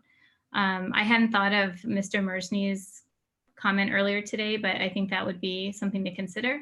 But I just want to make sure we have some real tangible decisions that we can make around cable really in the next year. Yeah, and to add on that for the number element, and I just want to clarify, but I think in Shelter Creek, I think it's us only. So is my understanding when we did the fiber, that was kind of that they wanted us in, we're holding off on others. So in essence, if there's only one choice, that's going to be a little skewed in a sense. It's a great thing for us, but it could be skewed as if they had other options. But anyway, City Manager, did you have any comments or follow up on that, please? No significant comment or follow-up at this time. I believe it's a request for items to be talked about at a study session that we will be scheduling. I think all of those questions, some of which can be answered very easily, others will require some analysis, but I think we can have an in-depth conversation about the city's cable department at the appropriate time. Does that answer that? I mean, is that? Yeah, that's fine. And like I said, I know that we're in budget season. I'm not in a rush. I think time is of the essence, but I do also have to say that I understand we're in budget season, and just when that study session comes to us, if we can have all this information within that study session, because that's already happening. If I can, Mr. Mayor. Yes, please. So it will very likely be a series of study sessions. It is not something that we can cover in one night. And I understand Councilmember Mason's request in our one-on-one. She did talk to me about them. What I'll say is in the conversations that we will have on the cable enterprise, in that first study session, I think we should talk about really the questions that the city council wants analyzed and looked into, and get direction from the full city council at that time. Some of them may require easy answers, others will be a significant effort. But I believe our overall goal is to frankly decide the course of our cable enterprise and identify any and all ways to proceed with the gigabit fiber project. Councilmember Medina. Right. Thank you for that answer, City Manager Grogan. It's something that we as a council are aware that we need to have this discussion. During our priority strategy session, we talked, and any idea when that would be possible, City Manager? To hold the study session? Right. I do not have a date at this time. But I can tell council it likely will not be before September. But I do think between the September November timeframe is enough time for us to appropriately plan for it and to have that discussion. Okay, any other questions or comments on this? For council, for the anybody else, if the mic goes off, meaning your mic is live, I'm going to assume that you have a comment that you'd like to offer, so you don't have to raise your hand. So any members, first, Councilmember Medina. Yes, thank you very much. Two comments, announcements. One is Second Harvest Food Bank distribution will occur on Thursday at Bel Air School. People can call 1-800-984-3663 and sign up. They do take signups there in person, but it's a great way to make sure you get some food if you're in the need of it. The other thing I wanted to do was personally thank our city manager for his very profound personal story in his city newsletter. I recommend everybody to take a look at it and subscribe to the newsletter. So thank you very much, City Manager Brogan. Is there anybody else on the council that has any comments? Seeing no other mics off, last call. I think just in closing, I think the council, I'm sure we already have, but want to thank the finance department, thank the director of the finance department, the city manager, and all the department heads, the senior leadership team, Jennifer, for all the work and the effort of putting this together in some really unique times of trying to get all the data and the Zoom meetings to put this together, to get it to us. And so we appreciate that. So with that said, thank you to my colleagues for that, because I know we're going to be seeing each other the next couple nights too. So with that said, we're going to have adjournment to the next regular city council meeting, which will be held on July 14th at 7 p.m. Wish everybody the best. Stay healthy, stay strong. Please social distance and wear your mask. Everyone have a good night. Thank you. Good night. Bye-bye. Good night.